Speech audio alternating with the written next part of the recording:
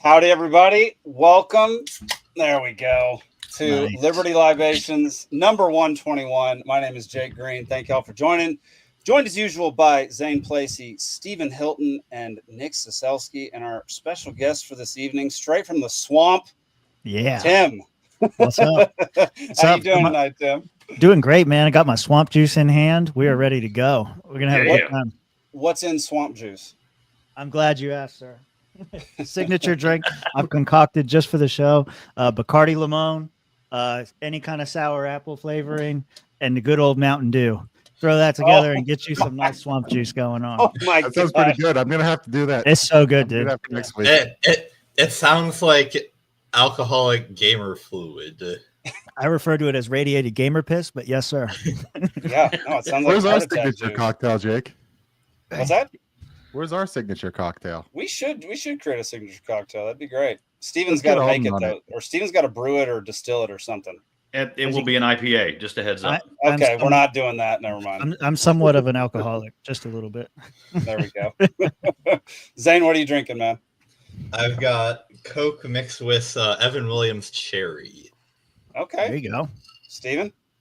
Starting off with some local stuff. The Piedmont Monolith IPA. They're out of Macon and Griffin, but this is from the Griffin spot. Okay. Dude, yeah, that place is so good. Yeah. Nick, what you drinking? I've got an oatmeal stout here that I won at the LPPA Nice. convention in my basket Yeah. from I think somewhere in Bucks County. So, There we go. and then I've I've got got a Yingling to chase it down with afterwards. A Yingling Black and Tan. There you go. Nice. Well, I had limited options, so I have everybody's favorite Bush Light today. You can also That's pick not up, gamer piss. That's just actual piss. That's real piss. Yeah. you can also pick up a sweet little Liberty Libations glass. There you That's go. that's slightly more hydrated piss. Yeah, no, but cheers, everybody. Cheers, man. Episode 121. Cheers. All right, Tim, tell Yes. us a little about, tell our audience a little bit about you, what you do, your show, and all that kind of stuff. For like 3-4 years now, a bunch of us got together at the Libertarian Party of Florida through the Mises Caucus, and we decided that if Tower Gang is retarded enough to put on a decent show, then we could do the same. And so they were the big inspiration back then. And so yeah, then we've been going off the rails ever since. Right now we're trying to get 150 for LPF and 200 by Grand Rapids. So those are the big goals. Nice. And yeah, so we don't really mean anything. We just talk shit on the internet, and every once in a while we say something that pisses people off, and it's a good time. We have a good time doing it. Heck yeah. Yeah, no, I much prefer your show to Tower Gang. Like, Yeah. hands down. Well, thank you. Yeah, absolutely. I think Nick's been on at least once, right? I've been on once, yeah. Zane's Yeah. real pissed that we haven't brought him on yet. Yeah, he's seething in the bottom left right there. Well, man, I appreciate you coming on. They do a better show than Adam Nutter. There we go. We're back. There at we it. go. Nice. Yeah, no, I've been on the show a couple times. It's Yep. a lot of fun. My first appearance was a drinking game for one of the debates, which I got, blasted on whiskey. It was a bad night. We have a 2-drink minimum, and we exceed it regularly. Yeah, no one told me that prior, so I showed up with just whiskey and nothing Yep. else. And this is on a Tuesday night. Yes, it On a was. Tuesday Yeah. night. Oh, For everybody out there watching, head on over to peacefulsea.network if you want to learn more about Liberty Libations, what we're doing, our company, and all the other shows that my company produces. Yeah. And just so everybody's aware, I'm up in Montana today. My Starlink is working pretty well. We've got a clear day, but there is a chance that I it did pause right as Blackout? you were saying that, though. did it really. Yes. Just That's a little bit, hilarious. So Just for like exactly. half a second, but it did. Yeah. So yeah, be prepared. It might not go perfectly. Also, this guy's trying to join the show. I don't know if y'all can see that. There's a turkey right there. Oh, Shoot nice. it, dude. Wow. Strutting. Nice. Yeah, strutting Nearly around. hit one today. On the way home from work, there was one crossing the road right in front of me. Nice. There you go.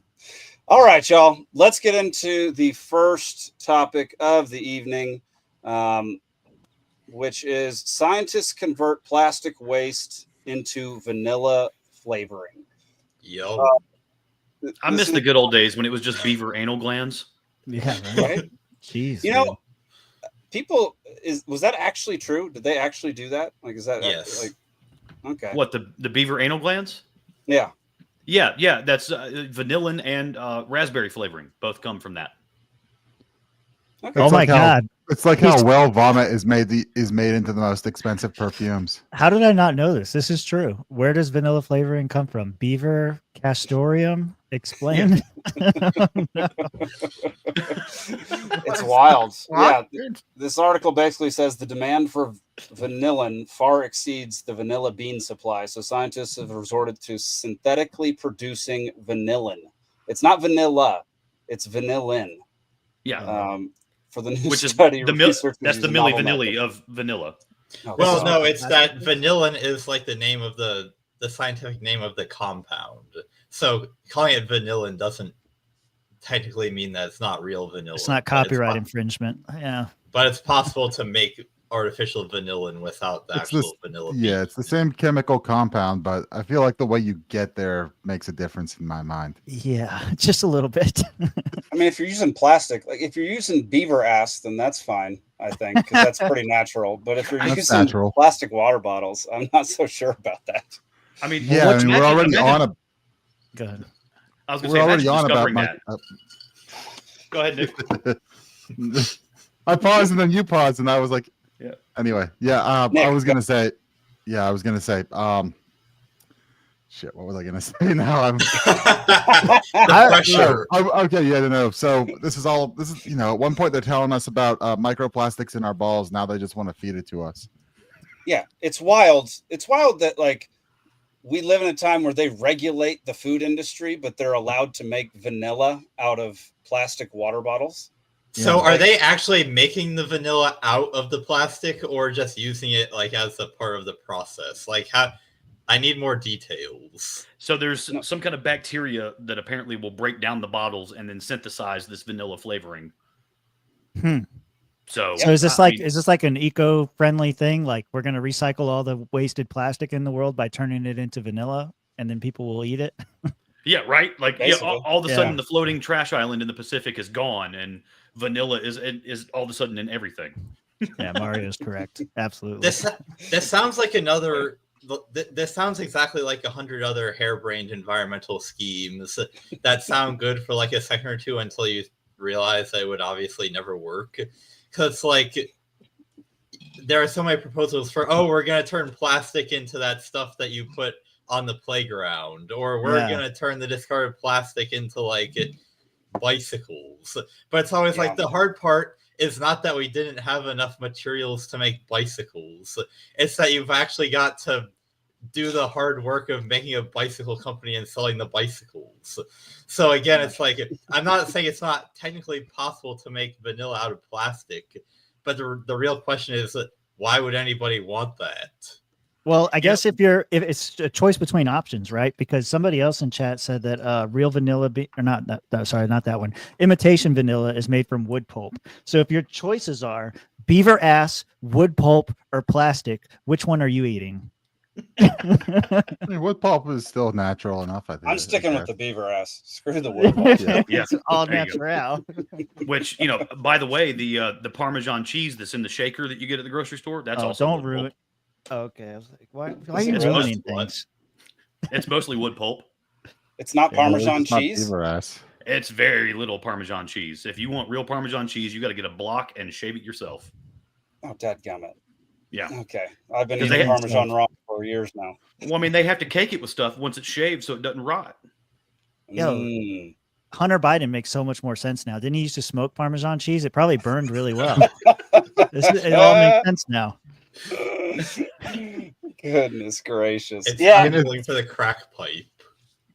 I just do not like this this whole trend of people trying to repurpose plastic for all these different things. Exactly like Zane was talking about. Like, just stop making things out of plastic. Like, stop making plastic water bottles. My whole dumb family decides to buy plastic water bottles at every family event, even if it's at our home.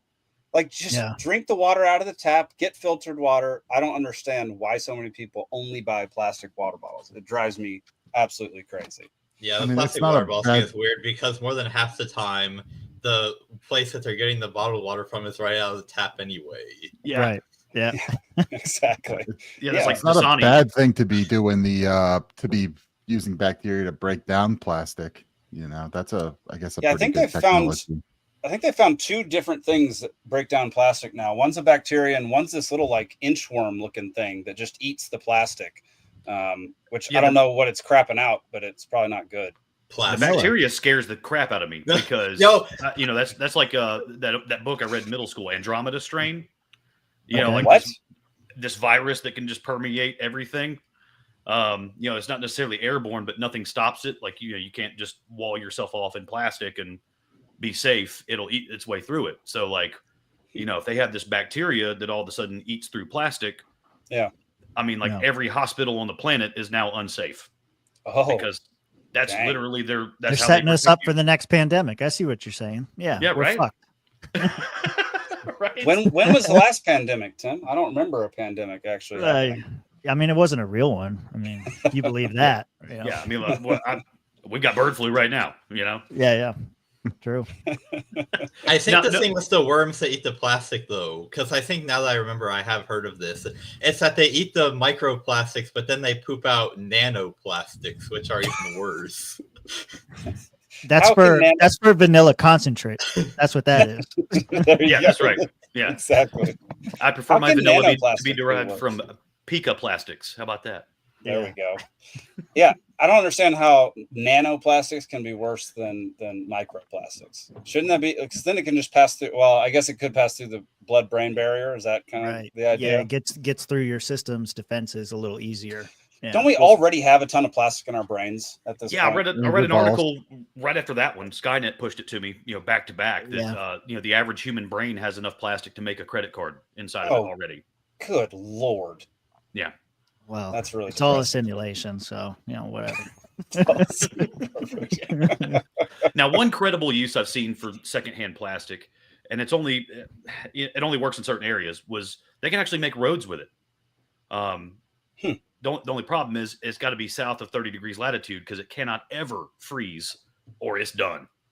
Yeah, but if it's near the equator, it's just going to melt. Well, yeah, but no, it can handle high heat. It's because it's plastic. It's made to actually flex in the heat, and it'll kind of, you know, hold its shape. Oh, so it'll envelop me. You know, it'll just flex. They said, you know, it'll actually absorb pollutants put out by the cars and things like that. You'd only have to replace it like every 10 years, whereas the asphalt, you know, on the roads now has to be paved every election cycle. No, I mean the roads in Atlanta have to be paved every day. I think. Yeah, exactly. Yeah, they just don't do it. The part of 285 by my apartment has been being paved every day for the past 4 years. That's right.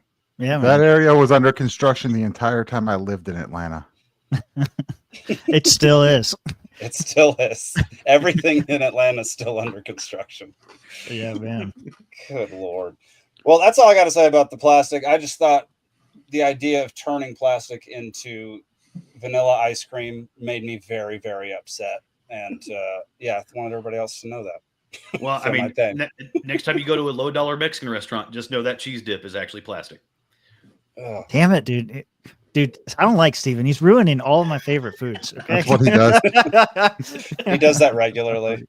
Yeah. All right, y'all. We're getting to it early tonight. I am not fucking drunk. Well, my teeth are blue. Every pretty girl deserves to go to a ball. This is everything about it's a clam. I love it. I gotta be honest with you, I feel like I'm a little bit too drunk to stand up. Auf Wiedersehen, asshole. I'm drunk right now. All right, everybody. So this made huge news. I'm sure everybody's seen it at this point, but we're going to play it anyway because it's worth it. So here you go. To come out of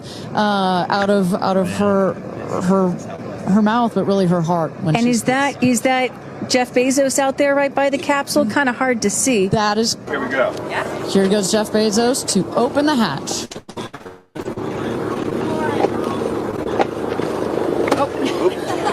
She didn't really close it again. Come on out, guys. Yeah. I'm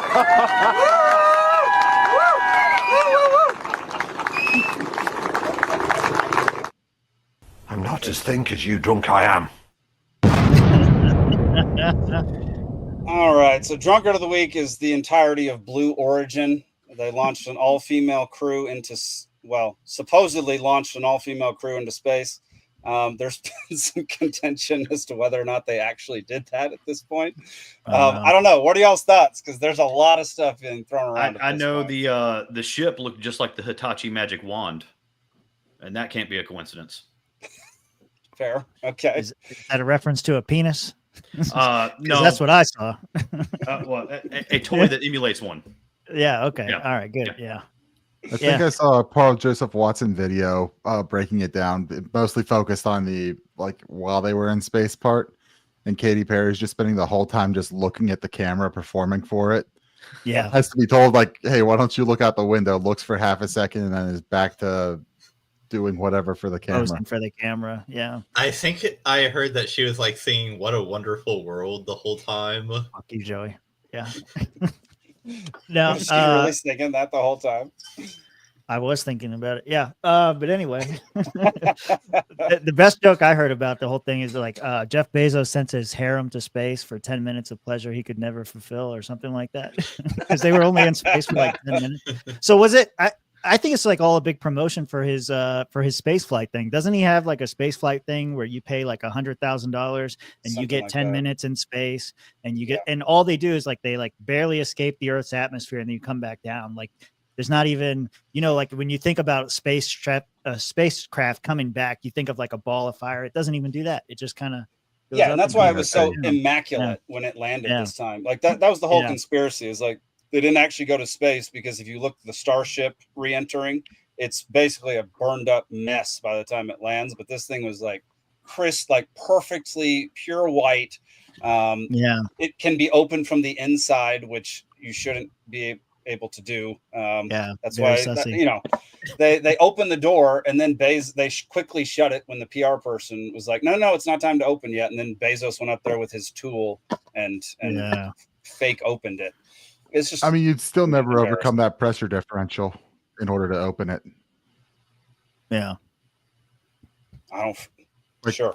Yeah. The outside of the capsules, the inside is pressurized. The outside's not. So if you're pressurized at anything over a door that size, you're talking about hundreds of pounds of force to try to open that door. Yeah, no way a woman could open that door. Hundreds of thousands of pounds of force in order to open that door. It's made out of the pickle jar lid. Just go with it, dude. But the Blue Origin flights just barely like cross the recognized boundary for space, right? And then come back down. So the SpaceX flights, they're going orbital, and so they're re-entering at like 17,000 miles an hour, and these are like 3 or 4 times the speed of sound when re-entering. So massive difference there. And so speed. Which one did Justin Timberlake do years ago? Was that Virgin with Richard Branson? I think that was Virgin. Yeah. Does he even shoot rockets anymore? I feel like I don't until you said it. I haven't heard Richard Branson's name in a long time. I thought he plays tennis on T-Mobile commercials. Yeah, that was it. Yeah. I thought he ended that company. Whichever one was shooting stuff into space. I don't think he does that anymore at all. He was dropping from an airplane, right? If I remember right. There was him, Virgin Galactic, I think, was dropping from an airplane, and another company was dropping from an airplane, and maybe they were the same or different. But there you go. Yeah, that's why he's in memes now, where it says, if you want to make $1 billion, you got to be prepared to lose $100 million. Yeah, he probably lost $100 million on that deal. Yeah. I don't know. Would any of y'all, given the chance, go on one of these? $1,000,000, but for I'm not paying, but I'll go. Fuck yeah. I'd go. Sure. Prove the Earth is round once and for all, or flat. Well, we'll let Steven, lecture us on flat Earth. I think, given the rest of the cast of this show, if I went up in space and came back with pictures of the Earth being round, you guys would probably kick me out. I don't know if it'd be worth just like the trip they did. I don't don't find that to be that enticing. I'd want more of a starship, go to the International Space Station. Yeah, you want the better one, but you're not taking a free flight that high. I'll pay for it. I don't care. You're gonna pay $100,000. No. A flight on SpaceX would be a lot more money than the little rockets they're using on Blue Origin. So I mean, think of all the endorsement deals. Like you could come back and you know you could advertise Mike Tyson's weed strain. You know, like I've been to space and this gets me high. Imagine what if you smoked it in space? Yeah, there you go. Yeah, I don't know. The whole thing was strange. I don't know why. I don't like staged things. I don't like it when the PR person gets too involved and starts, refuses to let them open the door until Bezos goes up there with his fake tool and tries to open it. I think that just opens the door for so many ridiculous conspiracy theories that are so stupid. That we are now going to promulgate right now. Yeah, that's all part of the 4D chess, man. It's the grand promotion of the event. Like now we're going to talk about it forever because we can't believe it was real. Yeah. There we go. Yeah. I mean, this isn't the first time the Blue Origins have launched there and come back down. I mean, it's, so. I just don't hear much about the Blue Origin stuff. You hear way more about Starlink or Starship. SpaceX is doing actual stuff, and this is like very basic space tours. I mean, the flights are 8 minutes on these. Yeah, Elon is trying to populate Mars or trying to expand human civilization. Bezos is trying to mass produce space flights so that he can make a bunch of money off of it. It's completely different objectives. Did they pay to go on this, or were they just chosen to go? You think Katy Perry paid for this fucking flight? Yeah, I mean, you're talking about Katy Perry. You're talking about Bezos's fiance, girlfriend, whoever she is. She didn't pay. She sucked his dick one night and was like, "Yo, I want to go to space." And he's like, "I don't know." And she's like, "Oh, I want to bring Katy Perry." It's like, that would be cool. And then you've got one's like a former NASA engineer. Yeah. So, well, just in case something goes wrong, you need exactly. Yeah, you could blame that. Yeah, the telemetry calculations were off. That's right. Yeah. I don't even think the Blue Origin has any kind of controls in it. It's just purely automated. Yeah. Well, do you think William Shatner paid for it? Because didn't he go on one recently? Yeah. He did. He went on the first one. I mean, he's rich enough. Yeah, right. So, but I don't think he has to pay. We'll just find out if Katy Perry paid if she's at the next Super Bowl. She got paid. She didn't pay. She got paid. Look, if she does another Super Bowl, we'll know she paid for this one, okay. and she's recouping the funds. The women were the experiment. That's right. You lose a couple thoughts in space. Who cares? Yeah. Oh man. All right, y'all. Moving on to we're just blowing through the topics tonight. Look, I've been stuck under a house for the last week, installing plumbing, literally. So wasn't privy to a whole bunch of drama out there in the world. This is all that was in the Discord. Jake realized that none of us are experts, so there's a lot of things we're not allowed to talk about anymore. That's true. I guess we could talk about some. We can get the cleanup crew, since we'll get there probably early tonight. We'll talk about the Dave Smith, Douglas Murray stuff, because that was. I have thoughts. I have thoughts that are probably lots of thoughts. Well, I have thoughts counter, I think, to what Dave is out there promoting at this point. So we'll get to that. Interesting. Actually, that would have been a good topic. Wait, you can do whatever you want. It's your show. You can do it right now. Hang on, it's not. He doesn't have it. He doesn't have it clipped and prepped in order to actually do a real segment. Yeah, that's all right. That's true, but we can get there.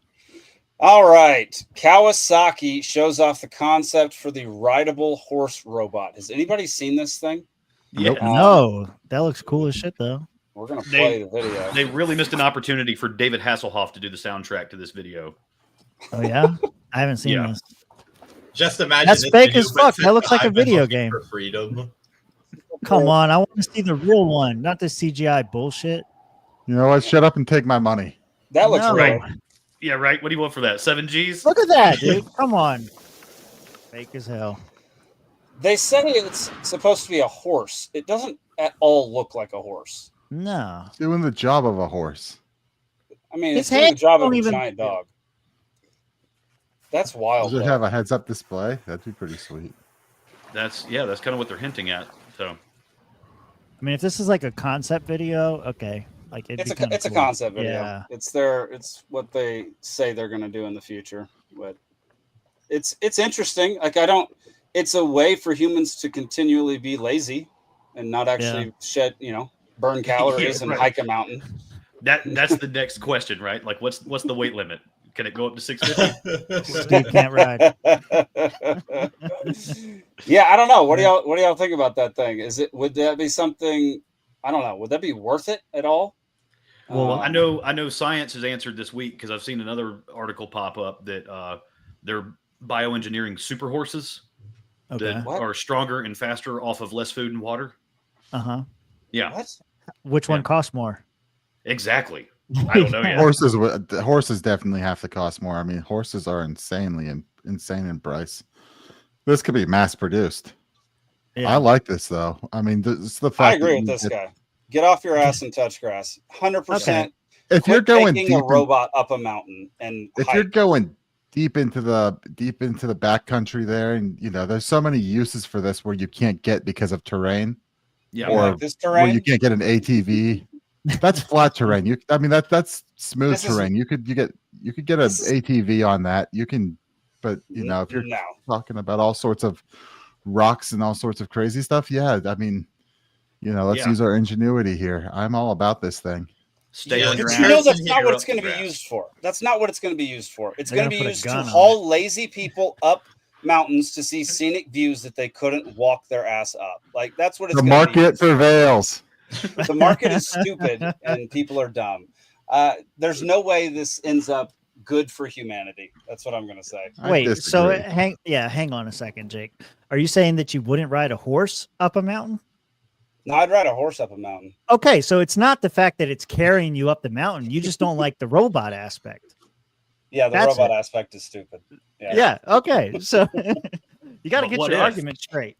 What if it came with lifetime vanilla ice cream? Oh, Ronan has a very interesting question. You fucking thanks, Ronan. Appreciate it. I mean, No one's saying you can't fuck it. Once you own it, you can do whatever you want with it. That's what I've heard. I wonder if that's an aftermarket accessory. No, imagine if they build it so that it eats like plastic water bottles it sees littered around and then poops out the vanilla ice cream. Nice, dude. Yeah. Yeah, I don't know. Those Tesla robots, the humanoid looking ones, I think those are even creepier than this. I'm probably going to get one of those. Well, okay, it's like that's what I was going to ask about how much it costs, because the humanoids you're talking about, Optimus, Elon's saying he wants to sell those for $20,000. That's pretty cheap. It? Yeah. $20,000 be worth it. Wow. It would be worth it. So, mass production. That's how. So $20,000 to have a slave that you can have do whatever you want. I mean, that's pretty cheap. And then like if one of these horses, 15, 20 grand. I mean, maybe. You know what my first thought was when you said that one of these are $20,000 is I wonder in the antebellum period what the inflation adjusted price of an actual slave was. Bro, I'll fucking give me like 5 seconds. Yeah. Average. Let's see. It says it's on the South gonna rise again. Oh my God. Okay, the average price of a slave was $100, which is the same as about $40,000 200 years ago. Okay, so half the price of a slave, you get a robot. Wow. Gang. Slavery was expensive. See? Yeah. Yeah. So the horse dog thing runs off a 150cc hydrogen engine. It can hold up to 4 people on its back, which is that horse? No fucking way. American people or Japanese people? I was gonna say I weigh just putting you 4 on there is not fucking possible. What are you talking about? It says most of the video was CGI, but not all of it. Yeah. No shit, Sherlock. Yeah.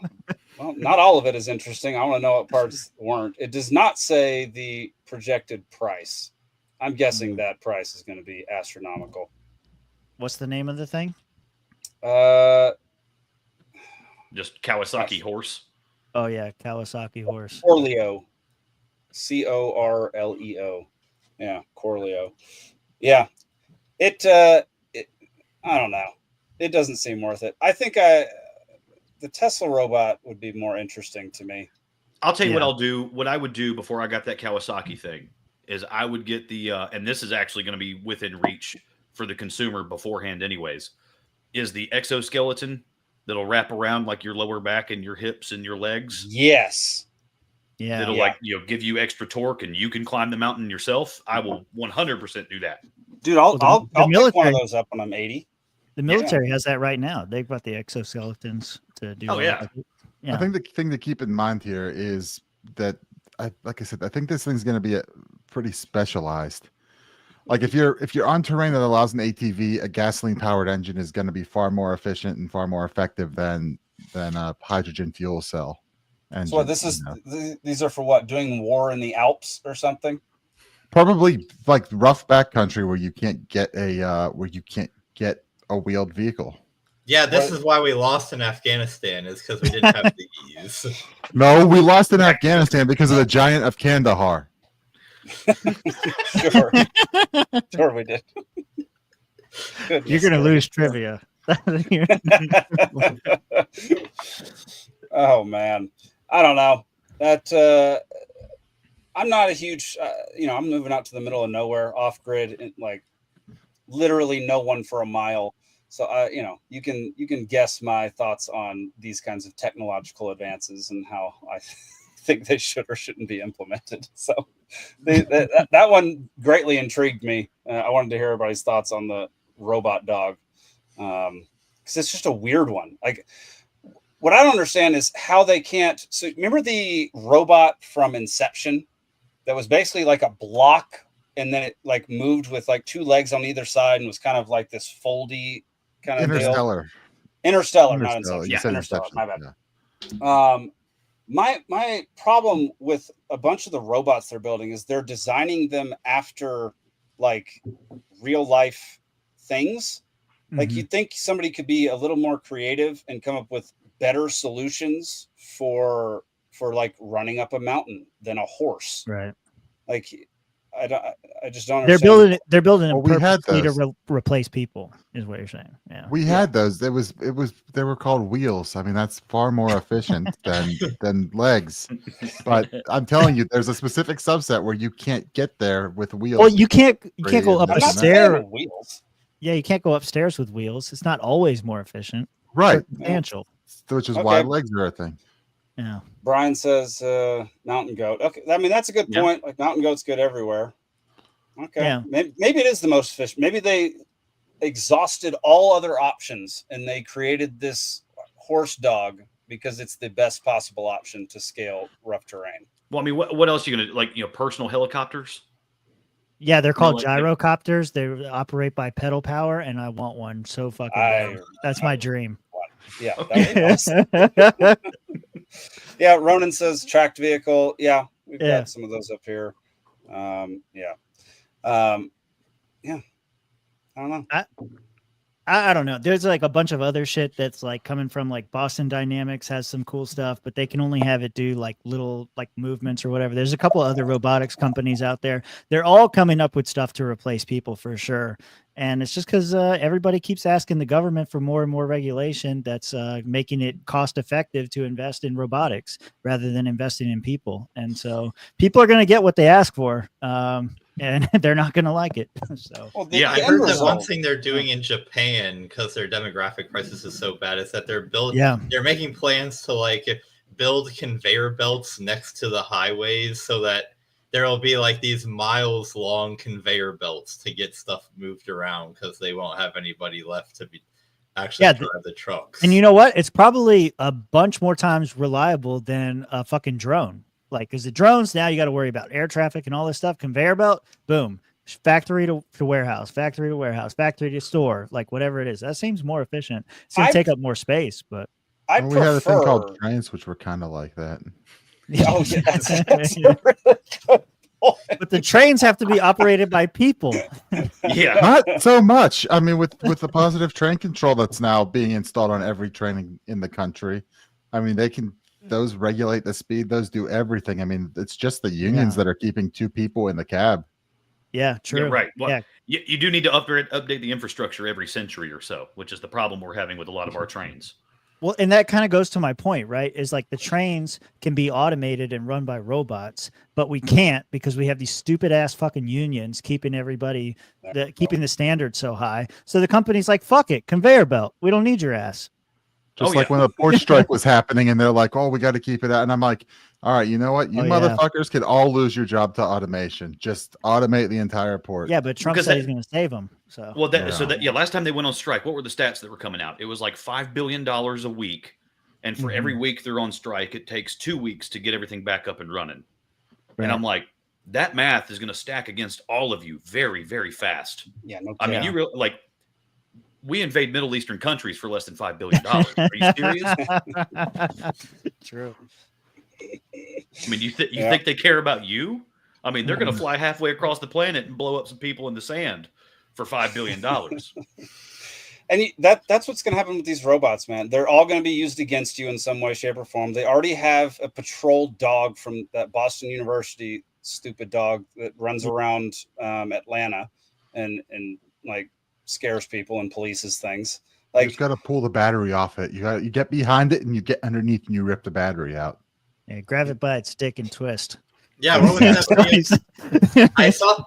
I saw a video on Twitter a couple of days ago of some guy subduing a dog that was attacking another dog by sticking his finger up his anus. That's what you do. Got to check the oil. It'll stop. The dog will stop. There are only a couple ways to do that. That and other life lessons I learned from South Park. I'll tell you what. There we go. Yeah, Barfo's right there. That is Can you pull that? Can you pull that last one? I'm telling you. I'm telling you, if they make a robot that gives head and makes sandwiches, it's over. Women are fucked, dude. First ones to be replaced. That's so good. Wow, I didn't know you could buy a Boston Dynamic dog. Jesus Christ, dude. I know there's some data centers that are being constructed right now around Metro Atlanta where they're using those robot dogs for their BIM modeling after construction. Oh, wow. Yeah. Because it's I like that one. Neuralink will autopilot my body up the mountain. That's pretty good. Touch grass and not even have to. Would you buy the robot dog, Jake, to patrol the boundaries of your property? Hell yeah, you would. Yeah. Oh, yeah. Dude, heck yeah. I'm putting in some. I'm consulting with Mr. Shane Hazel on some security measures around our property. I'm pretty excited about it. Who wins, the robot dog or a mountain lion? The robot. The robot dog. The robot dog's bigger. Well, we do have some huge Claymore. Yeah, Claymores. You know what, Nick? I think we should put them in a ring and we'll take bets. I think that's what we should do. Do you think it'll be illegal to dogfight with robot dogs in the future? No. I hope not. No. Seems like a reasonable thing. Yeah, I mean, I think the one reason why it might become illegal is whenever I see people having conversations with ChatGPT and using the words please and thank you, which I'm guilty of sometimes myself, but we've got to cut that behavior out because if we keep doing that, we're going to convince ourselves that these robots are real people, where you've got to be rude to the AI just so for yourself you remember that they're not people. Yes. I just treat it like 100% Google. I literally just tell it, hey, do this, do that. I don't say please or thank you to it. But what if it Latina does ass sentient, now? Man? Yeah, there we go. Exactly. I'll tell you what. Sentient. With the robot dogs, if we see Michael Vick on Instagram on one walking around his backyard with it, it will be illegal to fight them. Yeah. No, exactly. Who was it you pulled up? Said Brian Allen said BattleBots? Yeah, no, BattleBots. There's a bunch of movies about that, like where they have like the fighters that use the robots instead, and like like I don't know what you call that. Pacific Rim. That real. Yeah, there you go. Well, Hugh Jackman does it too. That Real Steel movie was that. There you go. That's the one. That's one. Yeah. Well, okay, so it's going to be just like that. Like we're going to have robots fighting for our entertainment. Who can build the best killer robot? then there's going to be some type of PETA that's going to come along and yeah, fuck them. Nobody cares about PETA now. You think they're going to care about a non-living entity? That's fair. Yeah. I kid. People for the ethical treatment of robots. Yeah, I don't give a shit. Peter? In the UK, you wouldn't be able to tell the difference if they were talking about animals or robots. I got to step away for just a minute, fellas. I'll be back. Cool. Well, yeah, no worries. This is perfect time for you not to be here with your kid because one cares about vanilla and one cares about cum. Okay, different things. Oh man. Well, we were about to head on to our next segment, but we got to wait till we can skip. What's this anti-vax? Here. Yeah. That was actually Steven's story. So we're gonna. Well, damn! You got to skip way down. I know. We can bring in. Did it? He's like, "Fuck you." Our topics of the night are. Let's see. Let me get everything up and running here. Zane, you can explain how trivia works. Please do. Please do. Turn on our background music. Little fat rat unity. There we go. What is it? What are the rules here? How do I win? All right, everyone. Welcome to another week of Libations Trivia. As usual, we've got trivia in 3 rounds. Round 1 is 8 questions, 1 point each. Round 2 is 6 questions, 2 points each. Round 3 is 4 questions, 3 points each. The way our panelists here will answer is by writing their answers onto their whiteboard and holding it up to the screen. As usual, in the audience, you can also all write one answer into the chat. And if anyone in the audience gets it right, then the audience as a whole will also get the points. There we go. If any one person in the audience. Yeah, we listen to the audience all the time now. So it used to be like, well, Zane hosts because Zane used to win all the time. He's the nerd. I get it. And then when Zane started hosting, I started winning. I was winning all the time. Yeah. And then we changed the rules, and now the audience wins 90% of the time. Yeah. So we got to find a way to balance it out. But the way that I think we're going to test out, and we might test it out today, is the first answer from the audience is their answer. Yeah. And so let's turn the audience against each other. That's right. For giving wrong answer. Why don't we keep a running score of both, Zane, and let's see how it pans out. How they perform. Yeah. Yeah. Tonight's a good test subject. Yeah. Test subject. Oh yeah, I got a bunch of retards in chat right now. Gnome is one of them. I know. No. Gnome's here every week. I know, but I'm calling him a retard anyway. I don't care.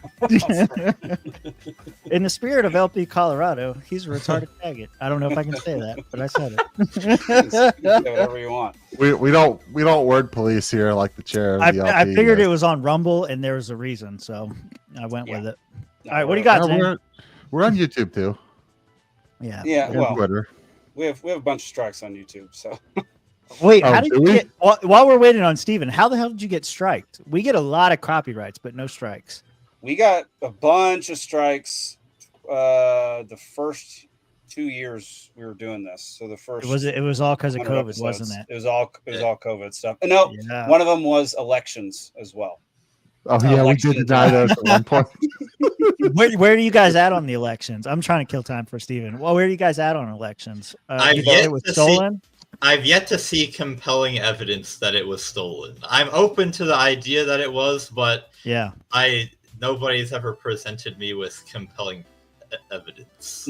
They're all rigged. None of them are real. Voting doesn't matter. Everything's fake in presidential elections, at least. In local elections, probably not. Probably a good thing to vote in local elections. Yeah. Where are you at, Nick? What were you going to say? Where are you at? I said everything's stolen. Oh, it's all fake. Okay. Yeah, I don't know. I'm kind of with. Yeah, okay, go ahead. Yeah, and then I'll go. I do think 2020 had some inconsistencies, and I think the voting numbers were absurdly high in that came back down. So I don't know exactly, but I think there were opportunities, especially these changing the laws and creating, and I mean, they wrote that Time article, that piece in Time magazine. Yeah, how to fortify the election. Yeah. So I mean, we spent years going through the state houses and changing election laws, or forcing these policy changes on it, even if it was against state law. I mean, you're in Georgia now. Yeah. the Dominion voting machines in Georgia are illegal by Georgia law unless that has changed. No, you're correct.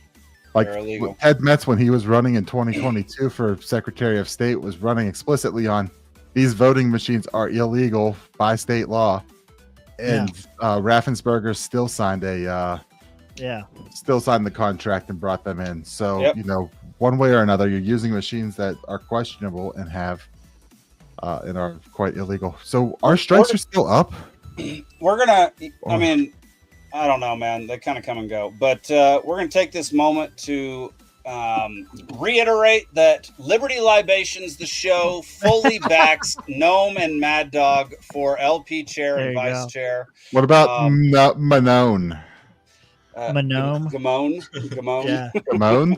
However you, yeah, he can't spell. He's definitely retarded. I called it. He's a gnome. Of course he can. Yeah. Steven's really gone for a long time. Let's just see if Steven can catch up. What are the categories for tonight, Zane? All right, tonight's categories. We've got another round of Missing Link for round the swamp. I better win round two. Round two is the swamp, and round 3 is Easter eggs. There we go. All right. Should we move on without Steven? He's never going to win anyway. At 8:45, he said he was getting the baby settled real quick. It's 8:49. Let's give him one more minute and see if he pops back up. Well, that'll give me enough time because I kind of agree with Zane that I think I haven't seen enough evidence to tell me one way or the other that it's rigged or not. But kind of going to Nick's point, it was fortified, and so like there was enough rigging. I think it doesn't have to be illegal or technically illegal for them to have stolen the election. So it all depends on how you define the term stolen. If you say stolen is that they put in a bunch of fake ballots and then they took the election, I don't think there's enough evidence for that. If you say stolen is they changed the rules of the game last minute in a way that would favor them, and then that's how they stole the election, then I think it was definitely stolen. So yeah, I mean, there were states just mailing out. There were states just mailing out ballots to anyone who was registered, and they were paying people to collect them. The whole ballot harvesting scheme. And the voter rolls are absolutely terrible. I mean, I went through this because I ran for state treasurer this past November, and I appointed an authorized representative in a couple counties. Like I was working with a group. An election integrity group, and they needed someone to get their people in, and I'm like, well, I don't have anyone, so I'll do it. I'll help. The guy for Allegheny County, which is Pittsburgh, that I appointed, as soon as the letter got in, he turned around and submitted a bunch of challenges to voter registration, and I had one guy who was told that it was me who did it and got on the Facebook page and started like throwing a tantrum about it, that I'm challenging this and I'm cheating in elections and this and that. And I'm like, hold on, let me figure out what the fuck's going on, because I had no idea. So I reached out and he's like, yeah, I did this. And then the state came back and said, this guy has a driver's license for that. It has a PA driver's license now. The guy was previously registered in Ohio. He hadn't changed his address. So he had a thing there. And so they raised it. And I said, that's a very reasonable thing. And then someone else I appointed out in the eastern part of the state made national news for challenging stuff, and I'm sitting there like, okay, I did that. Yeah. It was mentioned in national news, so it's Steven has lost his chance. At getting in at the beginning of trivia. Zane, take it away, man. All right. So the way round 1 Missing Link is going to work is I'm going to show you 2 phrases or like 2 things that both have a word missing, but it's the same word for both, and you'll tell me what the word is. I like haikus better. What? I like haikus better. Well, I just did haikus like 2 weeks ago. No, I'm good with Missing Link. Let's see, what is it? All right, question 1. We've got Blank Land, which is an 1884 novella about a square, and Blank White, which is a coffee beverage, and the word is 4 letters. A coffee beverage? Oh, damn it. I'm so screwed. 10 seconds.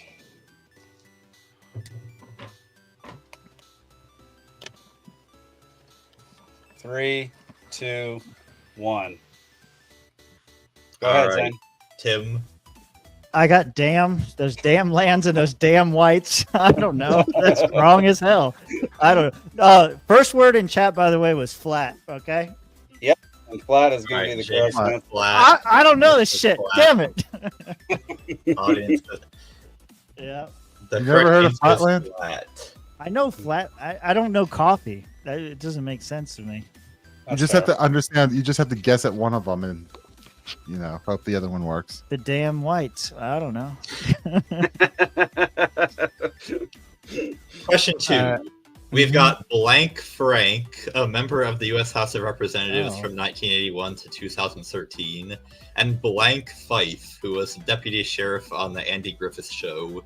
6 letters. I hope I got the spelling right. Does the spelling matter? I'll be generous. Okay. Tell me when. I know I got this one. 3, 2, 1. All right, Tim. It's Barney, baby. It is Barney. Fake. We all spelled it wrong, if so. So, whatever. No, you all spelled it. You all spelled it right. The first answer was Barney in the chat. Nice. Nice. Good job. I do like this first answer thing. It's better. Yeah. Question 3. The Oklahoma City Blank, an NBA team, and the Blank Rolls, a song by Garth Brooks. 7 letters. 7? I've already got it. I don't know about you guys. 6, 5, 4. Wait. I'm writing as fast as I can. Okay, go. You can start with Nick. I'm good. All right, Nick. Thunder. Jake. Thunder. Tim. I went with the Oklahoma City Bombers.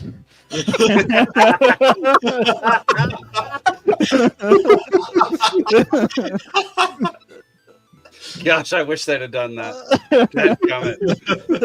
First guess in the chat was the Thunder.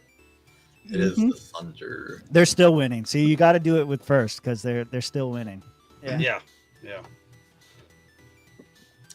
Question 4. We've got the Cape of Good Blank and the Blank Diamond. 4 letters.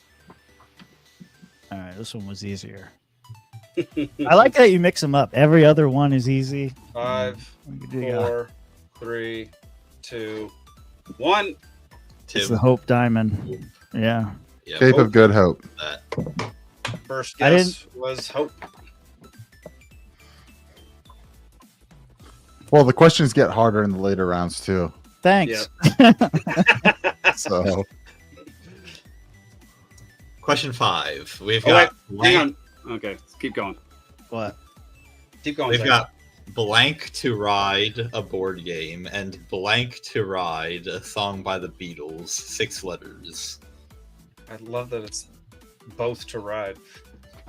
Some quack.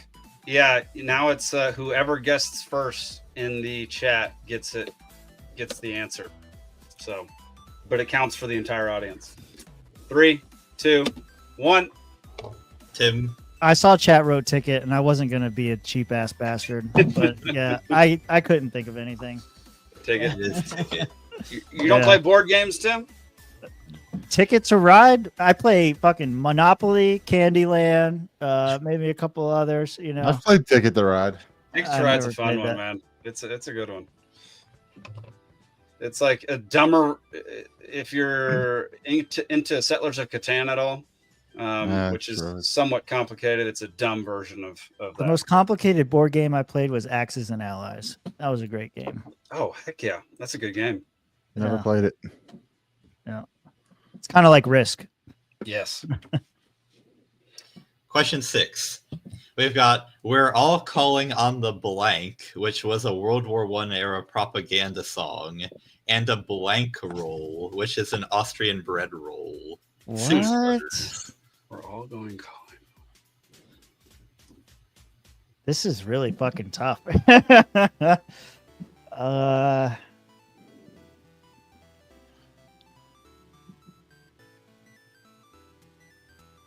I mean, that is 6 left. And 5, 4. Oh, just a minute.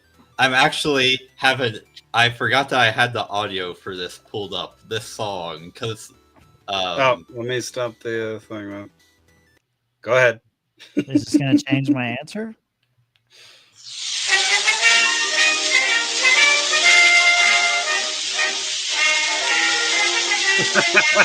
Not going to change my answer. Yeah.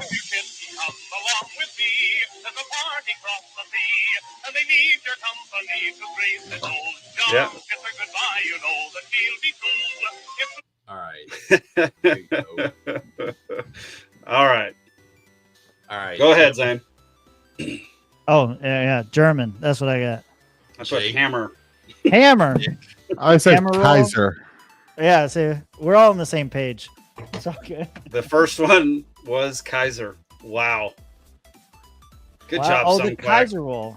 I don't know why I didn't think of that. Okay. It took me forever too. When he was playing the song, I was like, "Wait, Kaiser." Yeah. My favorite thing about World War I is still that everybody forgets that the Germans in World War I weren't the Nazis.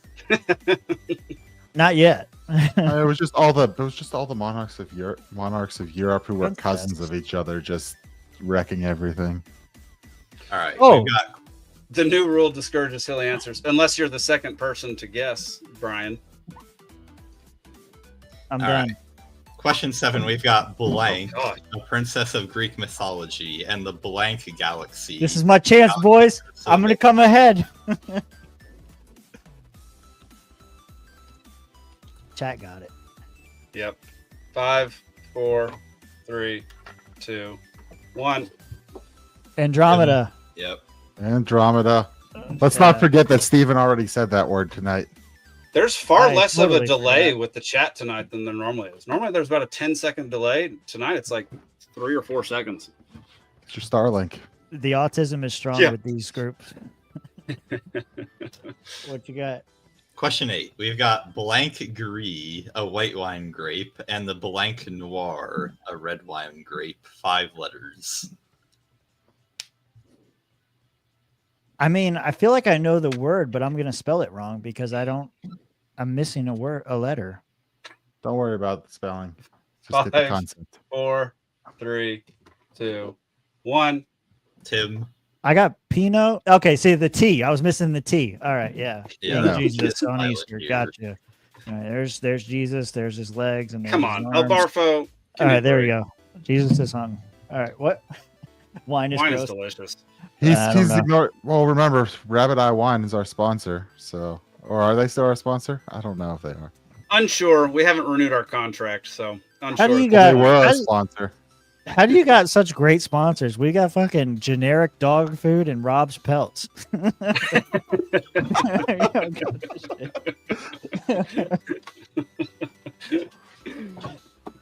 All right, so Alright. was that round one? How'd we That do was on round round one. one?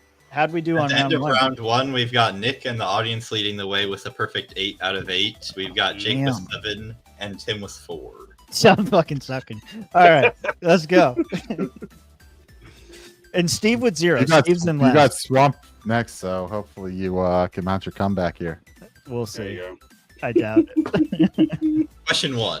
In 1791, Pierre Charles L'Enfant developed a plan for the layout of what city? If it's the swamp, it's got to be. There's a plaza in the city named after this guy, if you've ever been there. 5, 4, 3, 2, 1. Tim, DC, Jake, New Orleans. New Orleans. Nick, Washington, D.C. Ah, He said it's the swamp. is Washington, D.C. El Barfo. Hey! No! And the audience gets it wrong. Let's go. Washington, D.C. Come on, bounce it right. Although the next 2 were both DC and then New Orleans. Ronan Yeah, said you- Swamptopia, which is probably the right answer. All right, everybody beat up Barfo. He's wrong. Let's go. I like getting the audience to turn against each other. It's better. Yeah. What trophy is presented to the winner of the annual rivalry game between the University of Georgia and the University of Florida? What? Oh, I forgot what the trophy Where's is. Rob when I need him?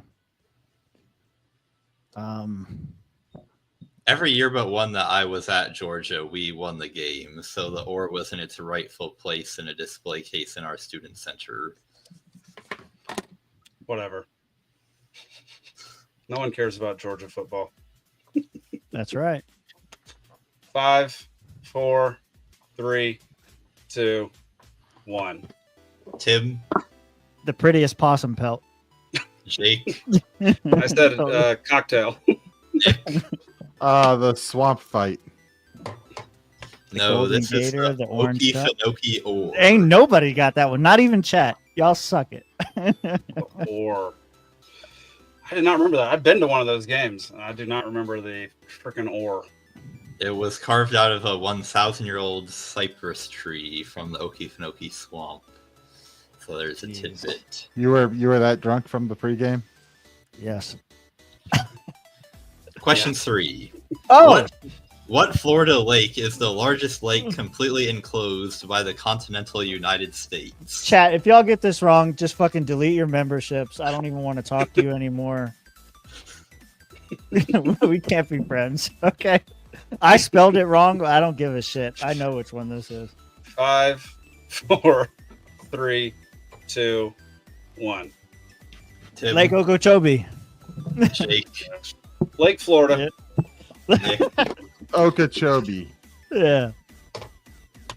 And the audience says Okeechobee. Some quack has no idea. Delete. Come on. Joey Two Guns also said Okeechobee. Yeah, another Florida man. We know this one. Question 4. What 1969 song by Creedence Clearwater Revival was the B-side to Proud Mary? What is wrong with you?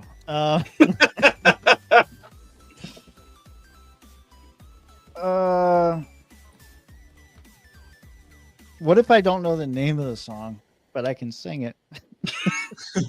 And sing it. What if I don't know either? 5, 4, 3, 2, 1. Tim. Down on the river, out in the street, something like that. Is that it? Is that the one? I said Gator Boys. So I got nothing. Is it Born on the Bayou? It is Born on the Bayou. Yep, I was wrong. Bad Moon was the first guess of the audience. Although WJC said Born on the Bayou. Yeah, well, he's too late. You got to be quicker than that. El Barfo said Fortunate Son, and Gnome said Gnome Rules. Gnome's Rule. Question 5. What 2 words are missing from this 1954 movie poster?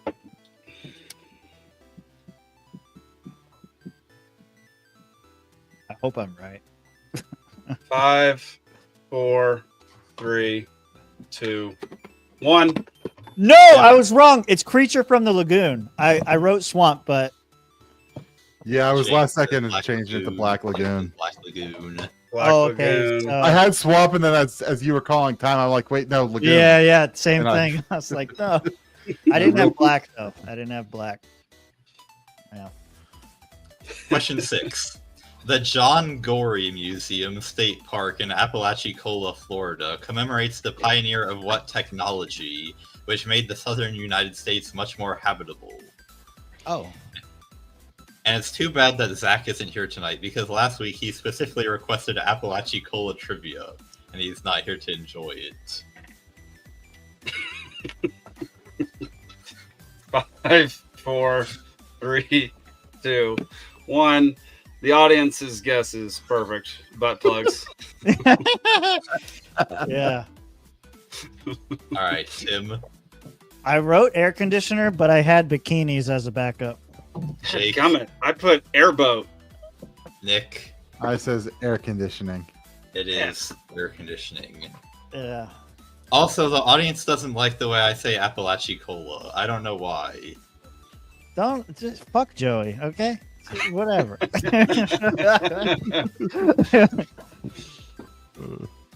All right. At the end of round 2, we've got Jake with 9, the audience was 12, Tim with 10, and Nick with 8. Catching up. How many do I have? 9.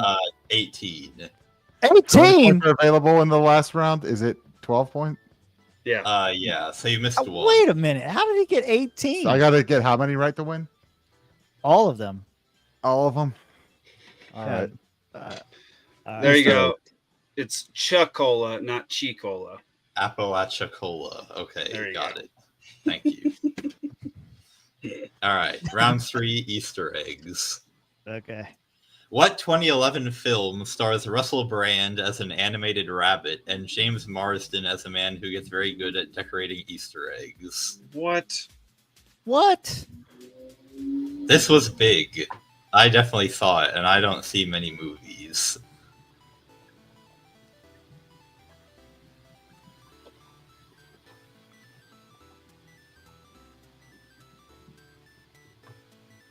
Five, 4, 3, 2, 1. Tim, Don't fuck the rabbit. good advice. Jake, I said not a big movie. Nick, The only movie I can think of with a rabbit in it, Donnie Darko. That's a good There you movie. go. None of those are correct. What was it? this Was is it? Hop. Oh, okay.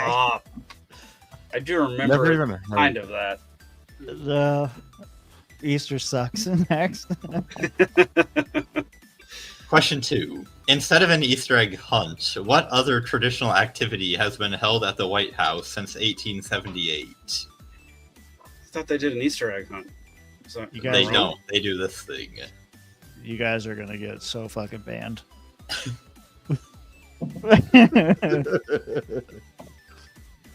5, 4, 3, 2, 1. Tim, Hunt the Negro. I just said complimentary BJs. Is it an egg roll? Oh, he might be right. it is an Easter egg. He's roll. right. Yeah. As soon as you said that, I was like, ah, yeah. Chat got it too. Yep. Sorry. It was the 1800s. What do you expect? Question 3. What term refers to the practice of hiding a secret message within a song by reversing the audio? To parody politicians concerned about demonic messages, some bands instead use this method to hide wholesome advice, such as eat your vegetables.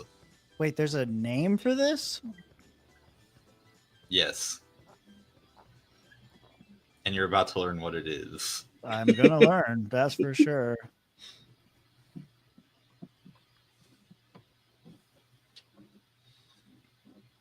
Five, 4, 3, 2, 1.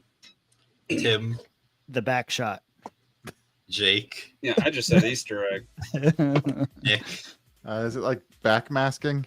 I think Nick Jake's got probably it. closer. Oh, what? Backmasking? What? The frick is what? He's cheating, dude. I don't even know. Oh, my phone's over here. No, I'm not even on the computer or anything. I'm just. You just like this. You're just bored. You're that not way. allowed to be on the computer, Nick.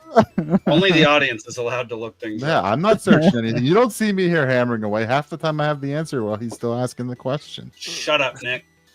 Backmasking was in a porno once. Okay. All right, last question. Pretty good. Googling the phrase best font ever changes the entire web page to what typeface? What? I really hope it's. I think it's this. 5, 4, 3, 2, 1. Tim, You get a blank white screen. I don't know. Comic Sans. Wingdings. Oh, maybe Wingdings. I don't know. Comic Audience of Sans? Comic Sans. This is, of course, Comic Sans. There we go. Of course. Yeah. Why wouldn't it be? Who won? All right. Fucking Nick. Goddamn cheater. Got him At fucking. the end of trivia, we've got Tim was 10, Jake was 12, the audience was 18, and I think Nick would have won even if we'd been under the old audience rules, but Nick wins with 24.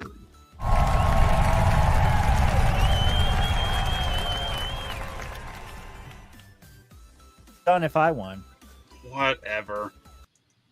Goodness I gracious. guess never wins, so. Oh, so, okay. So you didn't even bother making one. Gotcha. No, the guest. What do we have for the guest winning? Isn't it a generic guest wins or something? Oh I my think gosh. I think maybe it got deleted because I don't have it. It was rigged. This whole thing was rigged, just like the 2020 election. The guest has won 3 times. I think Adam Nutter won once. Oh, nice. My brother won, and Hannah, who's often in the audience, won. Hannah Goodman? Oh, yeah, Hannah won. No, definitely not Hannah Goodman. Oh, okay. I was going to say, she's being called out for being a retarded faggot right now, so that could have been her. Yeah. Well, let's, since Steven's not back yet, rather than getting into his story, let's talk about some LP stuff. So what? Sure. Somebody tell me what is going on with Nikayla and Colorado. What's the easiest way for me to send you a link? Because I can just start you at the top and you'll figure it out. Yeah. Drop it in the private chat, maybe. Drop it in the private chat, and I'll bring it up. But yeah, basically, can we have a dramatic reading of the tweet thread? Yeah, but the high level thing is that I guess I think it was some journalist or someone. Where's I don't know. Maybe it was a journalist. I don't know. Someone reached out and she was basically got into it with him and called him retarded faggot and doubled down on that. And Nikayla's thought police. Sir, she corrected you and said she tripled down. Okay. She didn't give a fuck.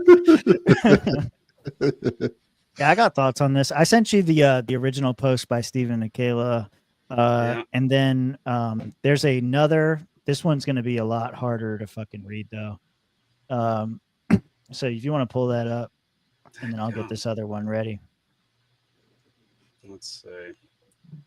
I think if I do copy message link, I think this will work fine for you. There we go. All right, so that's that one. Let me open up a browser so I can read the other one. So as chair of the National Committee, let me be unequivocal. The homophobic, dehumanizing language used by the Colorado chair, Hannah Goodman, is vile, unprofessional, and fundamentally incompatible with the principles of liberty. Stephen doesn't talk like that.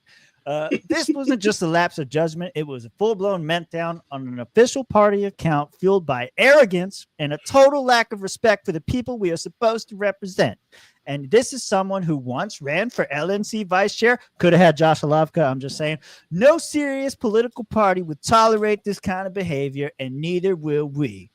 If you can't represent the party without slurs, tantrums, disgrace, then step aside. We are building a movement that defends liberty and human dignity, not a clubhouse for bullies who want to cosplay as revolutionaries. I will not look the other way. I will not stay quiet, and I will not allow our mission to be hijacked by those who are more interested in attention than principle. This party will have standards, period. Hey, was that good? Yeah, you good? That was a great dramatic reading. That was a great dramatic reading. Yeah, I liked it. All right, good. Wow. Interesting. Well, I don't know what the original tweet was. It's not a tweet. It's Facebook. It was in private messages, and then whoever this was ran to the press or whatever and said, "Oh, I got called a retarded faggot." I sent you the other one. Might be a little bit harder to pull up. It's extremely hard to pull up, so we're just not going to. Am I able to share? Here, let me do this. Yeah. Are the gays even that big of a voting bloc within the party? Oh, Steven's back. Speaking of Steven, hi, how are you? Hey. I heard my name being called. Yeah. All right. Let's see if you can pull that up, and I'll try to go with it. Okay. There we go. So this is the screenshot that Steven shared to explain what was going on. So basically, this person messaged LP Colorado and said, if you want to be taken seriously as a political party, you might try not acting like a 15-year-old with asinine memes. Oh, yeah, this is much better. Okay. And then it said, lol, thanks. But last time we checked, we aren't taken serious. So cope and seethe. Okay, first of all, that's not an own. But anyway, I guess that's why you're so successful at electing people. Oh, wait, epic burn. Interesting. Our KPIs are getting elected. Pretty sure it was to enact social change, almost like you don't understand the purpose of the party. Huge debate within libertarian circles. What is the purpose of the LP? That's fair. We're getting into that into DMs. fucking retard. We flipped 4 seats in Colorado, blah, blah, blah. Look at us that we're so big. One was a congressional seat, which hasn't been flipped since 2020. But sure, some retarded faggot on the internet isn't paying attention to anything and doesn't know what's up. This is coming from the LP Colorado account. Guy responds, looks like I hit a nerve. You should reflect on why you're being so defensive. Nothing says I'm professional like calling a voter a fucking retard, and then corrected himself as retarded faggot. And then they went ahead and they let her know, like we're letting the news outlets know, C9 News, CBS 4, Denver Post, and the Libertarian Party of Colorado. Do you feel better crying about it, you faggot? But actually you do, and we don't because you're a retarded faggot. So called him a faggot 2 more times. He shows that he screenshotted that again. Keep digging yourself. Faggot retard. So she did, in fact, triple down on the faggot retard. He shows that he screenshotted again and said, keep going. This is good. Faggot. Oh my God. Kyle Clark is going to have a field day. Oh no, so scared of Kyle Clark. And then, just keep doing this to yourself. Hey, Kyle, I went on and was so offended by a message from a third party, and they called me a retarded faggot. Please go attack them. Guess what, faggot? Wow, I think we're to the quintupling down at this point. Yeah, dude. Yeah. She went hard as fuck. So, referencing Steven's other post, yeah. Good Lord, man. I mean, I'm gonna, to defend this. When I was vice chair of Georgia, that was during the 22 elections.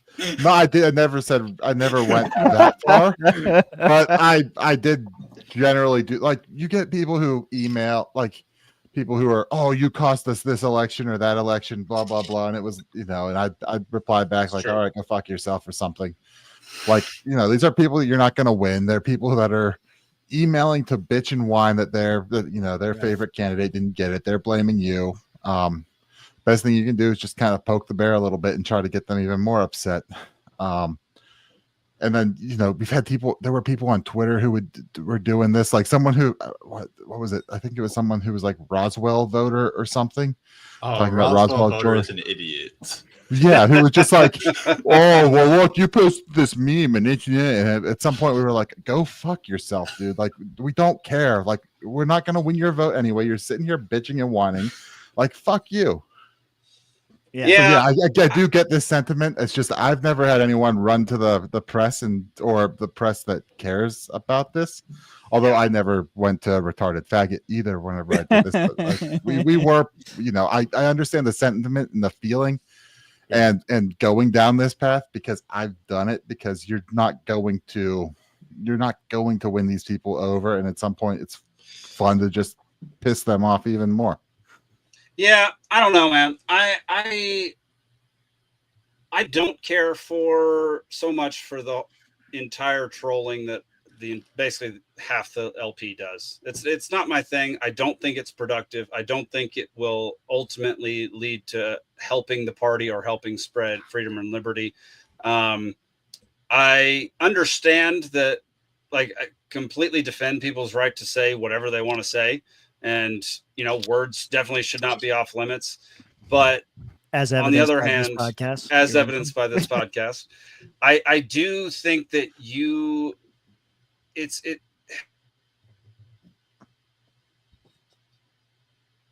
hold a certain level of responsibility as a party leader not to go off on a, whatever, whether it be troll or whatever. Is that what you're going to say? You kind of froze up. Yeah, no, I big time froze up. That's my bad. Okay. Yeah. Basically, I just don't believe that trolling is the way to win people over. Like, I think you'll win people that already think like you and win people that maybe, like, in their heart want to shit on some of these people. But I don't think you're going to actually help spread the values you think you're spreading. A good option is to just completely ignore them. Don't ever respond. Just let them talk into nonsense that, into the ether that no one's ever going to pay attention to, or I'm a huge fan of killing people with kindness. Like, be as kind as is humanly possible. People do not continuously attack people. Well, some people do, but the vast majority of people online will not continually attack you if you start responding in a very respectful, kind way. Right. There's something about that makes people think twice about what they're saying. And so I don't at all agree with just, I don't know, going off on people. And on the other hand, I don't at all agree with people sharing private messages and screenshotting things and showing them online. If you're sharing that kind of stuff, you're an asshole and you should stop doing that. Yeah. Well, to go, go back on this a little bit.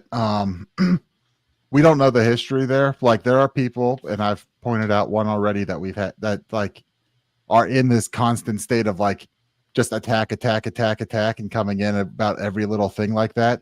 Yeah. And at some point, like, you ignore them. You the first couple of times maybe you answer whatever, and you just try to whatever, and then they get to the point of just, all right, this person's just here to get something, so all right, fuck you, and we're gonna go off now on it. And I think I think we overvalue the social media to a large extent. Yeah, well, that's like, this made some news because this guy knows someone and it made it into some press and it got some attention, and all right, whatever. But most of the time, you do this, it's one person and you never hear anything. And that person was never going to be won over. So, embarrass them, make them, come out as the winner, make them feel like a loser. I mean, it's, there's times and places to be professional. There's times and places to do some trolling, right? Like, New Hampshire, they're constantly on it and just constantly, trying to get the most outrage. And that's probably not the most productive way to do things. Yeah. I agree. And like, there's times and places to, if you're going to troll, I think the best account I've ever seen at trolling and actually doing it in a way that I think is effective is, somebody just mentioned it in the comments. Wendy's. Yeah. Yeah. Like by far the best. Ask Gnome about that. The best trolling account. He's not happy with them right now. Sorry, Gnome.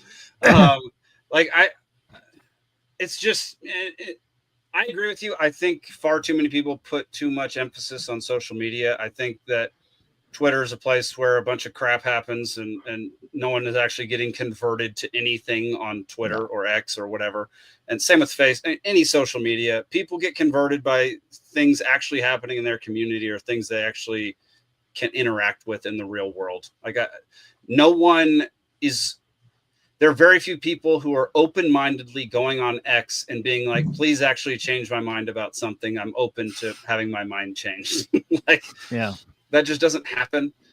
So I understand that it's kind of just a playground and not necessarily a professional tool. Like some of the members of LP Georgia would have you believe it's some professional tool that we're going to use to win a whole bunch of people to liberty. I just don't think that's the case. I think it's the case where we win people to liberty and then they join X or, join the fray on X. And that's kind of how it goes. I don't think it's the other way around. Now there's, things you can do, right? I mean, you got to have a presence because people go and look and you want to be active. And I mean, you can bully politicians on there and bully, whiny celebrities. So that's always a good one also.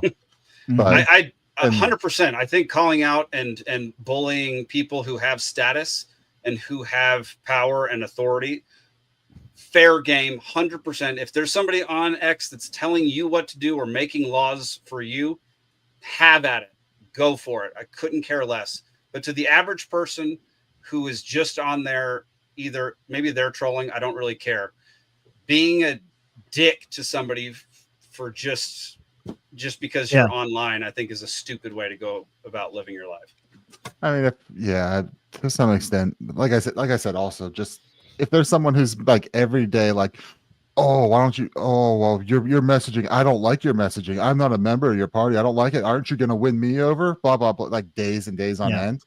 Like there hits a point where you say like, "Go fuck yourself," and that's what the block button's for. Yeah. At some point, don't block them, mute them. Yeah.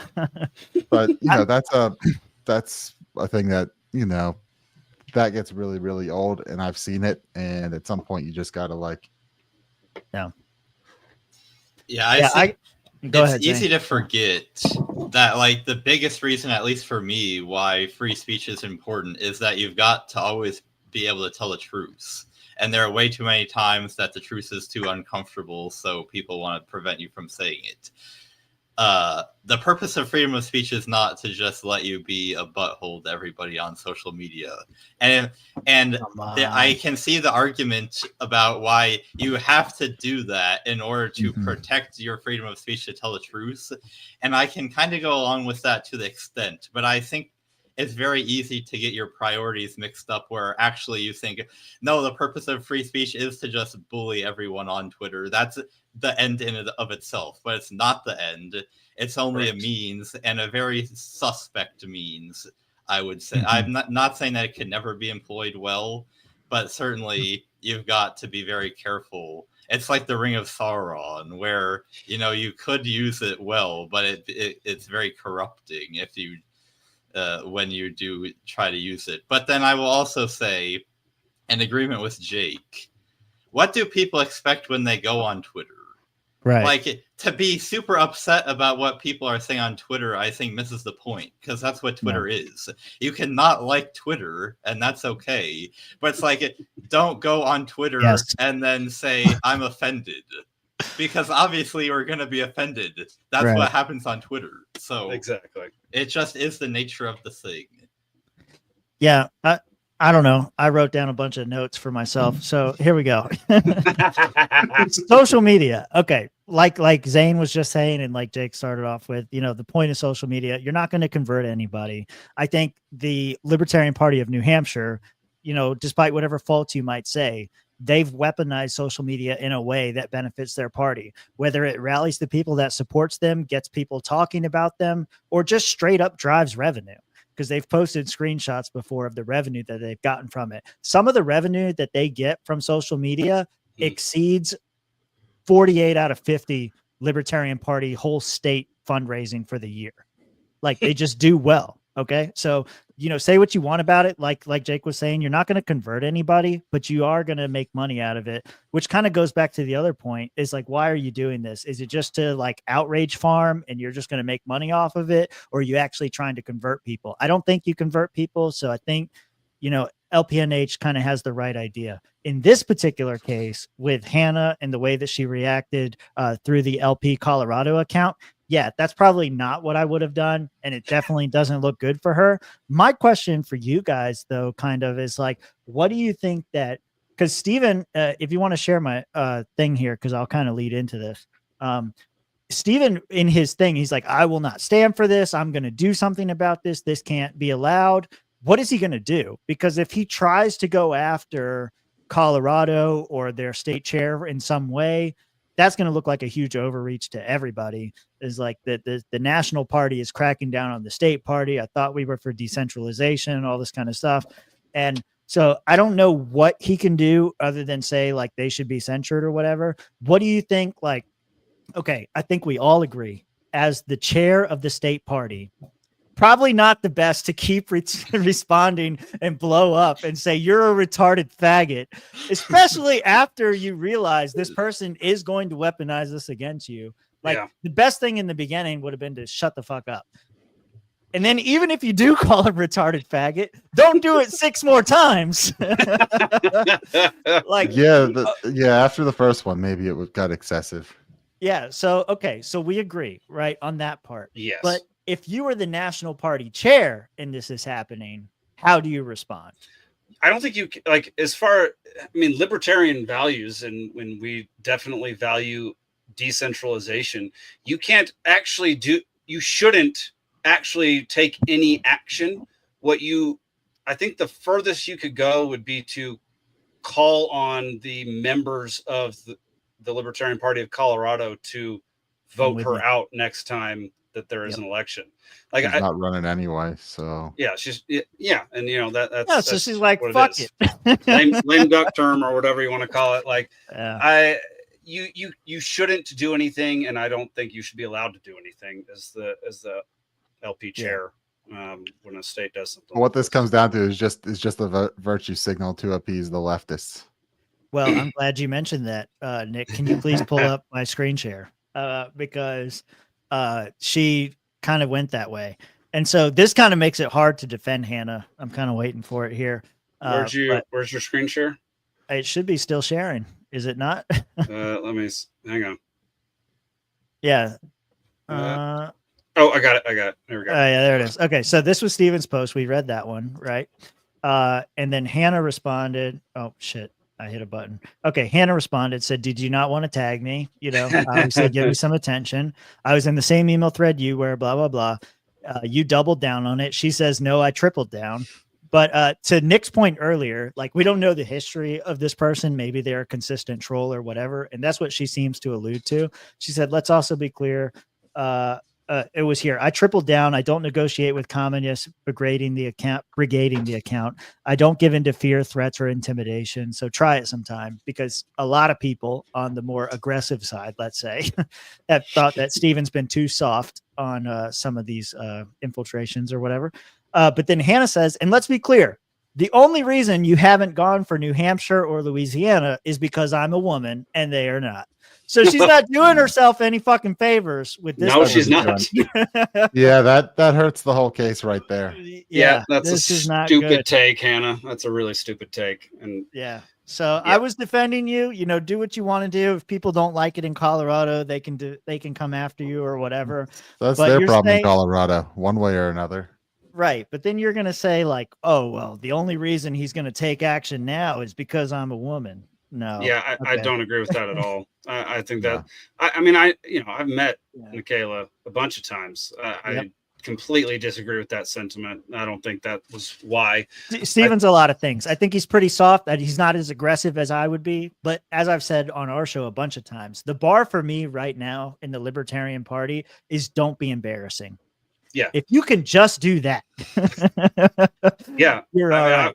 I was very happy with Angela. Yep. You know, Steven's a very different take on LP chair. So it's, you know, it'll be interesting to see. Yeah. I haven't paid much attention since he became chair, but I've I've always liked him. I've met him a bunch of times. I always liked hanging out with the guy. So I don't have an issue with him in general. Yeah, he fired Heist, and he's doing everything he can to appease the leftists in the party, the Chase Oliver crowd in the party. So, no, that's not my favorite. That's not my favorite at all. Trying to play this unity game and keep these people around when really, like, they're nothing but issues. I mean, these are the people that tried to steal state parties, caused lawsuits because they wanted to steal the name of the party and create their own thing and raise money off of it. Like, yeah, right. You know, that's what I was saying. It's going to be interesting. Like, he was saying that he's not going to let this stand and he's going to do something about it. What is he going to do? What is he going to do? Because if he goes, he was just about willing to, like, back off of pursuing the copyright claims over, you know, that was going on in Michigan there. There was another one too, where okay, so like Jeremy Kaufman shared a post. My screen's still up. I don't know if you want to share it, but sure. Jeremy Kaufman shared a post and said, "The LP is neither left or right. Why is it abiding by progressive language norms, freedom of speech, people who are willing to still willing to use the words gay and retarded?" Kaufman doing Kaufman things. But then Michaela responded and said, "To be honest, words don't offend me. In this case, it's the sentiment behind the words and the blasé approach and away from professionalism. I believe Ben, the emo ANCAP, is gay retard." But the sentiment is much different. And so, like, there's a lot of people, like, if you know, like the LP Alliance crowd and all those guys, like the leftist side of the party, is like, "Oh, you're doing just as bad as she did. You should be removed too." And so, like, they're calling him out for the same thing. So funny. Yeah. And so it's hypocrisy on both sides. And I don't know how it's going to end. Like you guys are saying, I want to know, like, what is he going to do? He can't do anything. He can't do anything. And he shouldn't have said things like that. Yeah. It was a bad statement to make. Yeah, and then there was a poll in our Discord earlier about which is gayer. Let me try to find it real quick so I can read it correctly. Which is worse, the LP of Colorado saying retarded faggot, or the national LP chair using the word homophobic?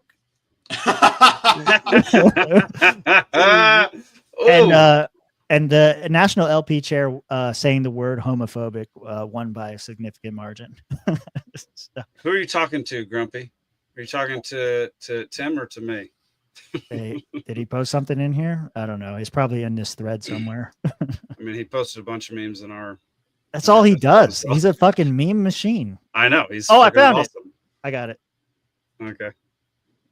It's time to push the oust the lukewarm libertarians and put an end to leftist LP police.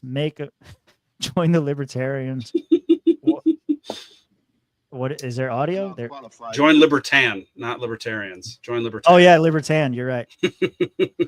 We, led by the unknowing, are doing the impossible for the ungrateful. We have done so much for so long with so little. We are now qualified to do anything with nothing. We, the unwilling, led by the unknowing. Bravo, Grumpy. Bravo. All right. I'll stop reeling. Yeah.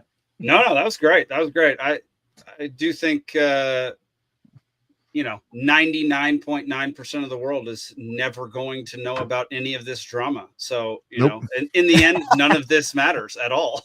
That's the most annoying thing, is that we go and blow this stuff up when we're this fringe movement of a small organization that nobody is paying attention to this stuff. Yeah. Like most of the registered libertarians out there don't know this stuff. They don't know how to join the parties. Like, this is all insider stuff that is just so stupid to be going over when there's real work that can be getting done. You know, attend your local meeting, attend your local council meetings. I've been doing that. You know, go run for office. I did that last year. And I'm looking at a run this year for kind of a useless office. Yeah. But if it's that fits your personality, though, right? Useless office. Well, I mean, no. This office is literally useless. It's board of auditors, and there's no candidate declared for the primary. You can do it, dude. You should go for manhole inspector, Nick. Just like we'll get there. No, let me tell you how useless this is. All right, so the township pays an outside auditing firm. So under state law, the whole purpose of the board of auditors now is not to audit, but you meet once per year and you set salaries for the township supervisors, the board of supervisors, if they're full-time, which ours are not. So you meet, I looked at their meeting minutes. It was literally, they gavelled in, like selected the chair and secretary, and then basically gavelled out. And that was their meeting for the year. But that office is open. There's no one on the primary for it. So if it's open from there, I'm just going to go petition, be the only candidate on the ballot, and just get it. There we go. Yeah. Well, since it was brought up earlier, I do want to discuss the Dave Smith, Douglas Murray thing. Debate on Joe Rogan last week. I don't know, Tim, what were I assumed you listened to the whole thing. So what were your thoughts on it? Yeah, the majority of it. I didn't get to the end, but no, it was a debate about. So you're not qualified to talk about it then. Fuck you. I'm not an expert, on debates, so I don't know if I am an expert on debates. I've spent before the show, I spent the last 5 hours watching the iDubbbz H3H3 Hassan Piker debates. Okay, so I'm that's my guilty pleasure, is leftists killing each other. But anyway, that sounds awful, man. It was terrible. But I am an expert on debates. And this debate pissed me off because it was a debate about who's allowed to have a debate. That was the entire conversation. Yeah. It started off with, Joe Rogan, I hate the guests that you have on your show. How come you don't have more people that agree with me? How come you have so many people that agree with him? That's how it started. And then it went into, well, you've never been there. No, I've never been there. I've been there. Okay, bitch. So it turned into that. Like, I'm an intellectual superior to you because I've actually visited the places I talk about. And to Dave's point, and there's a really great clip somebody shared with us in our Discord when we did our show on this. And it was like all the hypocrisy coming from Douglas Murray. But I mean, this is it, dude. The whole discussion, it was, I don't like the guests that you have on. okay, whatever. We debate that for a second. Why Ian Carroll is not 30 minutes, man. It was 30 freaking minutes of this so garbage. long. It was Ian Carroll and what was the other guy? I can't remember his name right now. The historian, Daryl Cooper. Daryl Cooper. Yeah, and they're like, okay, these guys are discreditable, whatever. Okay, but that's not why we're here, says Dave Smith. Here's why we're really here. Something about Israel, Palestine. Well, you can't talk about that because you've never been there. And then they just go back and forth like that for 2 hours about, and it's never a rebuttal or like a counter argument. I listened to it because I was like, all right, I don't give a fuck about Israel or Palestine, but I hear all of these anti-Israel claims. I hear all of these pro-Palestinian claims through my leftist pornography. I want to see something from the pro-Israel side. Like, what is the argument? What is the actual argument from somebody who claims to know? And I didn't get that. Instead, what I got was, you're not qualified to talk about this. So the whole debate pissed me off. It was a waste of fucking time. If you didn't watch it, you didn't miss anything. I read Douglas Murray's book on behalf of Tim. Fucking. Did you catch the part at the end there where Dave was, and he mentioned on part of the problem, but he was Dave starts talking about Wesley Clark and the 7 nations in 5 years thing and mentions Wolfowitz, and then Murray was like, oh, that's anti-Semitic to bring that up, to bring someone like that up. First, you take a name of a vicious animal and then throw in someone that's obviously Jewish, and that just fuels anti-Semitic hate. And I was like, these are not serious people. Those are people that deserve to be called retarded faggots online. Okay, hang on. Okay, I'm gonna rebut some of this. So first off, I thought when Douglas Murray said that, I thought he was doing it in a joking, jesting way. The Bean? He was super serious. He was Mr. Bean serious. The Wolfowitz part? Oh, okay. Yeah, it seemed like he was being serious about that. His argument. I read it as serious. In context of the whole thing, I read it as serious. So so maybe it was the part when he was making fun of the name, saying like, who wouldn't want to say the name Wolfowitz? Like, that was a joke part. Okay, he was being a bit silly on that, but his actual point was that he was saying to, in his view, magnify the role of Paul Wolfowitz in United States foreign policy, or to even bring him up at all, fuels anti-Semitism, so you shouldn't do it. That was his actual claim. Okay, yeah, that's a stupid claim. So first off, the first 30 minutes were absolutely insufferable. Just don't even bother listening to the first 30 minutes. It was terrible. Them trying to establish what the actual topic of conversation was the most boring and frustrating thing that I've ever listened to. However, look, as much as like Douglas Murray can come off as a blowhard and just somebody who's very pretentious and limey, all of that, you know, as he's one of those Sam Smith kind of talkers who talks really slow, and that makes him kind of sound intellectual. And he's got the really pretentious British accent, he has the British accent.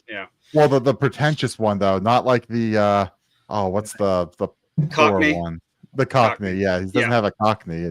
He doesn't have the Cockney accent. But look, there is something to be said about actually being on the ground and actually seeing that in person. Like, I know that a lot of most podcasters don't actually go see things on the ground and don't actually do real journalism.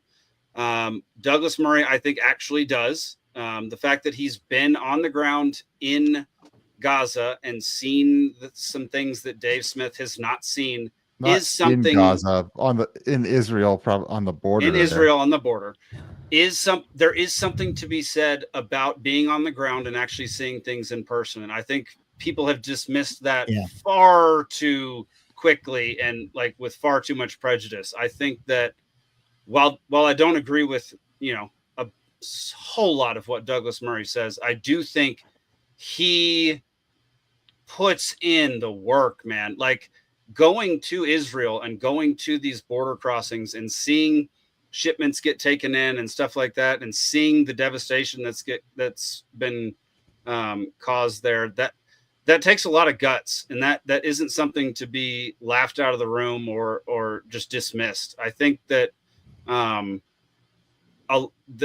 he made many points that were fallible and flawed, and I think I just think overall he deserves a lot more respect than what people online are giving him right now, especially in the libertarian sphere. Do you think that clouds your judgment though? Like, all right, like if the discussion is, should America be involved in the war in Ukraine, between Ukraine and Russia? That's the question at hand. And then you go visit the soldiers in the Ukrainian front and go see how they're suffering, how many people of them are dying, like the struggles that they go through. Does that not distort your view on whether or not America should be involved? Like that creates a level of bias, I think. I completely agree with you. It does. It would absolutely create. I think it would create a level of bias. I think it would create a sense of we need to do something for these people. Right. But on the other hand, Dave Smith just reads the reports of what other people say and reads the reports of organizations that are known for derivative being fallible. news. And so there is a difference there. Like Dave Smith is just as guilty of being fallible with some of the things that he quotes as Douglas Murray is by being biased because of his emotions after being there. Zane? So I'm After not being there. Yeah. I'm not going to totally disagree with you because certainly there are things you can learn by being in a place that it would be hard to learn if you hadn't been there. But I listened to the most recent episode of the Bob Murphy show where they were recapping this debate, and I thought that he had a really good point, which is when Douglas Murray says that he went to Israel and saw all this. Now, I'm got to give him credit. He has been to a lot of places where it's dangerous to go, so he is being a real journalist in that regard. But it's not like he just struck out on his own into Palestine. The trip that he was on was essentially an IDF propaganda tour where the Israeli government took him to all the places that they wanted him to see to make it gives him that Yahoo hands him an award, and so it's he got a tour of Pyongyang, is what you're saying. Yeah, North Korea is great. And Bob Murphy also brought this up where it's like the New York Times journalist Walter Duranty in the 30s went on this long tour of the USSR and came back about how great it was and how all the peasants have lots of consumer goods, but it was all fake because he had been lied to the entire time. And Duranty won a Pulitzer Prize on that work. Just like Tucker Carlson going to Russia and looking at all the grand choices on the grocery store shelves, just like that. Yeah. So it's like you can go to Israel and see things and learn stuff, but if what you're learning has been very specifically curated for you, and you're not seeing what the World Bank is reporting on when they say, in 2005 there were tens of thousands of truckloads of consumers' goods going into Gaza, and then in 2007 after the blockade there were like 10. I mean, that's important information to know. That's fair. That's fair. And I'm, like I said, I'm not agreeing with most of what Murray said. I'm just saying he's not being shown what I think should be like a decent amount of respect for what he actually does, because he does get some things right, and he does, like you said, he does put in a lot of work. And one other thing, I think that Dave, this whole thing, I'm not an expert, so I can't. I'm not an expert, so I can't have an opinion on this. I don't actually think that's ever what Douglas Murray actually said. And it was driving me crazy because I think Dave was arguing. He does what he accuses a bunch of libertarian or non-libertarians of doing, two libertarian arguments, which is actually not taking on the argument that Douglas Murray was presenting. Well, I don't think driving me crazy. Go ahead. I think that Douglas Murray actually was not being clear about what his argument was. I was listening to the first hour of the debate, and I felt like I could summarize in a couple of sentences the argument that Douglas Murray was attempting to make, but he never actually was able to get it out. So it was unfortunate that Dave never got a chance to respond to what I think Douglas Murray's actual argument was, which I think was this. I think he was saying it's okay for anybody to have an opinion about any issue and talk about it, but that if you're saying you should take my opinion very seriously and not listen to other people that have different opinions or not agree with them, then you should claim to have some level of expertise. You should not say that you should listen to my opinion and not expert opinions, even though I'm acknowledging that you're not an expert. And I'm not convinced by that argument. It's mostly because of just how such fools that the expert class has made of themselves of all the important issues of our time, that I think that you can be a non-expert and have an opinion that is a lot better than things that the experts will tell you. But I think that it is at least a reasonable argument that needs to be addressed that Douglas Murray was making, but he never actually articulated it the way that I just did, even though he had an entire hour. That seems reasonable there. Yeah, and like that was the point. Is like Douglas Murray's entire argument wasn't I have a better position than you. It was you're not allowed to have a position because you've never been there. So I want to jump real back to Tim's scenario that he laid out that said, are you that might and you said yes, that might bias you. And I said it there. I disagreed because I don't necessarily think it's going to bias you, but potentially amplify the bias you already inherently have. Okay, fair enough. Right. Yeah. So you go there. If you're one of us, you look at it, you see the devastation, you can say, all right, we got to find a way to end this thing. We can't be continuing to support this. We got to find a way to get the peace right now. Right. And the destruction. That's what I would think. You go to one of those, you go to one of the NAFO clowns or someone like that, and they're Josh Equal. Is that who you're talking about? Yeah. And what's their bias going to lead them to? Oh, we got to send them more money, more supplies, more this, more that, and keep it going. We can't let this continue. We have to keep it going and so that they can win. So I don't, there's maybe people who aren't in there, but I think there's that inherent, underlying feeling in your instincts that are going to be brought out by that more than biased. That's fair. On it. That's a fair point. And the whole expert thing, and Dave does this on his show. He's definitely done it. I'm not an expert, this whole thing. I do think more people should own up to, if you've done X number of hours of research, if you've at this point, I am an expert podcaster. I've podcasted for thousands and thousands and thousands of hours. I'm an expert documentary filmmaker. And I think owning the things that about is a better way to go through life than kind of passing the buck and saying all these things about super important topics with a huge audience and then saying, yeah, but I'm just a comedian, so don't take me seriously. Like that whole self-deprecating. Well, and to be fair, that's never what Dave actually said. He never actually claimed to be an expert, but he never said I'm just a comedian. He has said many, many times on his show with Robbie that we're just dumb comedians repeatedly for a decade. So that's my issue. I'm saying he needs to say that he's an expert because he is an expert at this point in time. Yes, I think in maybe a colloquial sense, and I think you get a little bit of hesitancy to use the word expert because expert is often tied in on academia, research, this, that, letters after your name. And when you're saying, I'm not one of those, I've done this, you look at Scott Horton. I mean, Scott Horton is a foreign policy expert.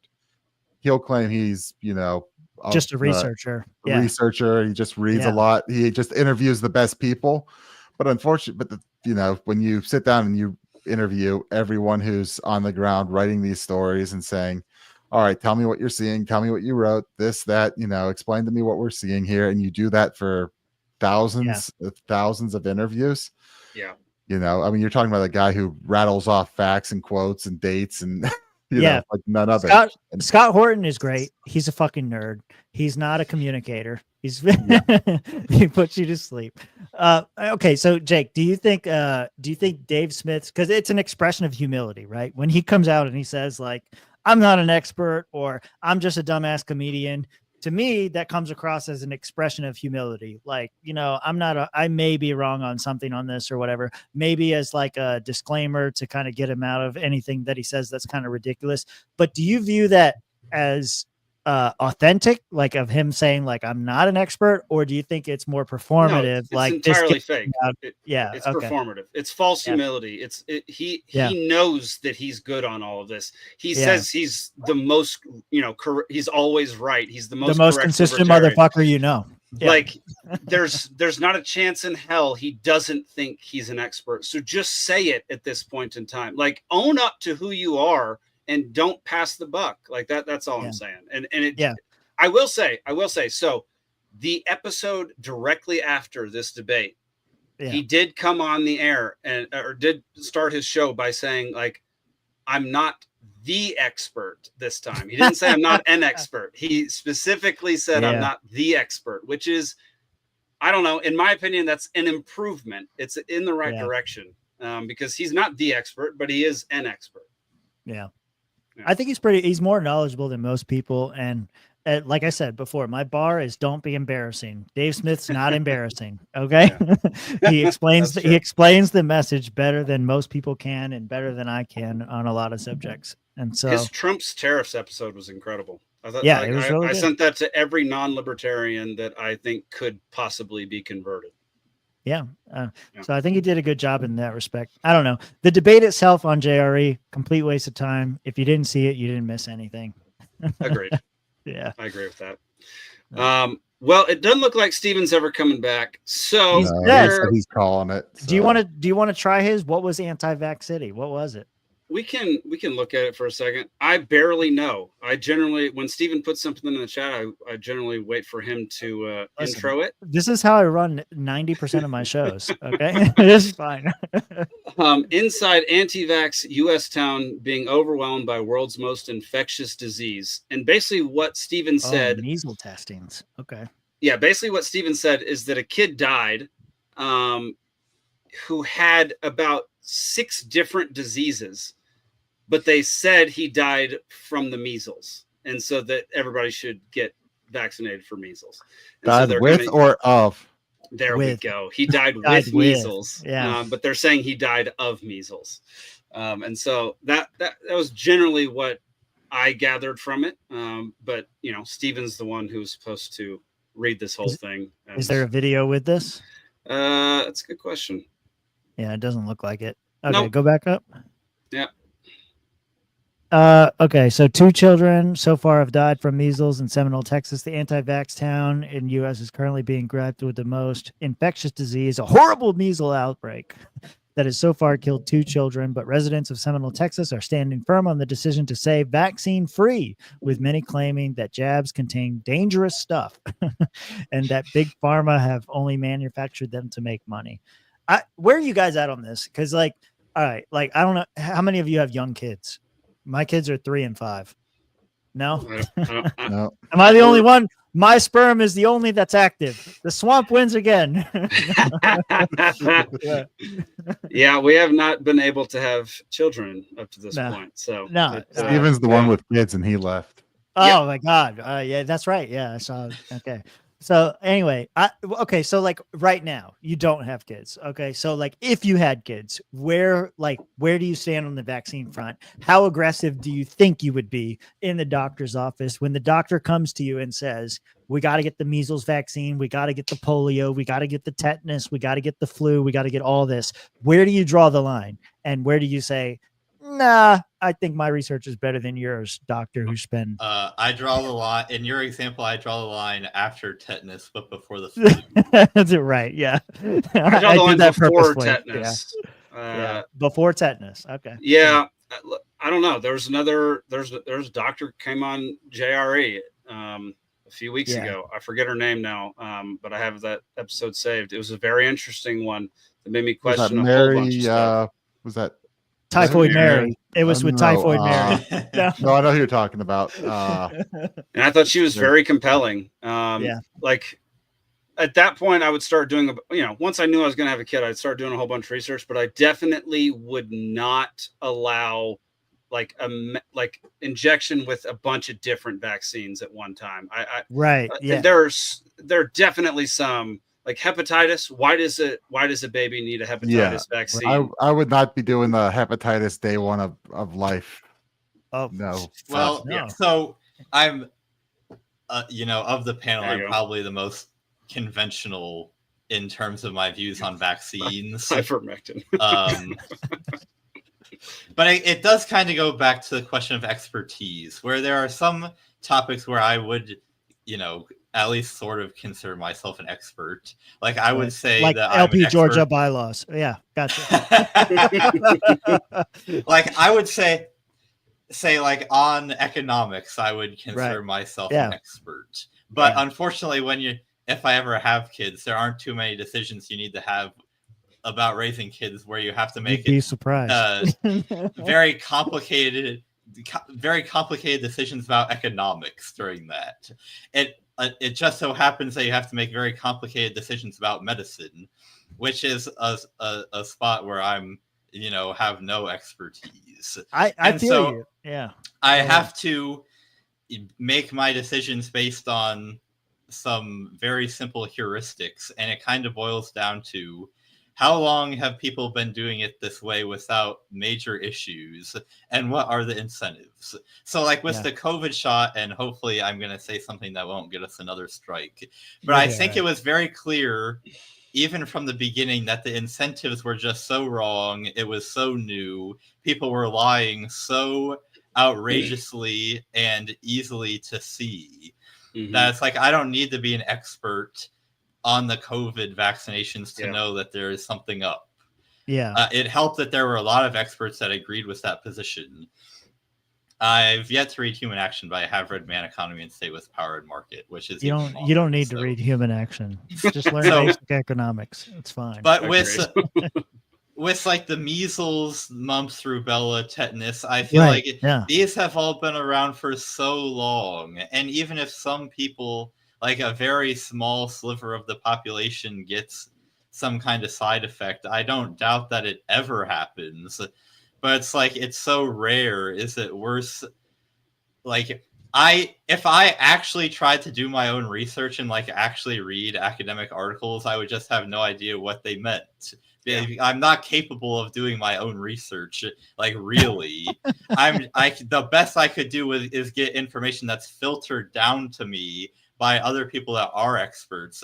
So as long as I'm satisfied that like the incentives are not for people to just completely be screwing me over, and people have been doing it long enough with no issues, it's probably fine. You don't give yourself enough credit. I want to give not Zach. I don't know why I said that. Nick, I want to give Nick the chance to hang himself before I agree with both of you. Yeah. What's the exact question? Like, where do you draw the line on vaccines? If you had children of your own, like, how would you approach the subject? That's pretty much it. I mean, I'm highly skeptical at this point of them. All of them or some of them? Well, it looks like, as far as like the flu shot, and like, one of my previous job in the Pittsburgh office, like when I was in the Pittsburgh office at that, they were, they'd have like flu shot day, and they'd have, the pharmacist come in and just give it, and it'd be like, oh, all right, whatever, I'll go get it. But it's showing the research more, and the research on that is looking like people who get the flu shot are more likely to get the flu. You kind of get this immune enhancement effect. So that's out. I'm highly skeptical of anything mRNA based. Like I said, Hep B day one of life. It would be an absolute no. Yeah. So, I'm not as well versed in tetanus, and I've heard a lot of the arguments on the MMR, and I would have to really sit down and think on that, because it's potentially, delay that longer and give more time for development before something like that. But that would kind of be where, or not at all. I'm not exactly sure where I. Yeah, it's different. It's different once you have kids. Like, telling you guys now, like, forewarning, be warned, because you're going to get it from all angles. Your wife is going to say, like, what if they die? And you're going to feel terrible. And then your parents are going to make similar arguments, like, well, you survived, so like, what the fuck's the problem? Like, and so like, it's kind of hard to draw that line. And so like, where me and my wife did was kind of like what Jake was saying a moment ago, and I think Zane said something similar, was like, you kind of have to draw lines, like hepatitis, like you guys are saying. Ain't no fucking way my kid is fucking Pamela Anderson. He ain't getting hepatitis. Okay. It's going to be fine. So we're cool on that one.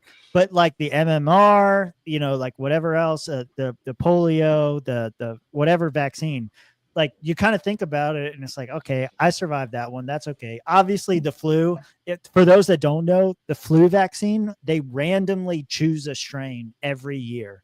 They admit that their choosing of it is random. They have no idea.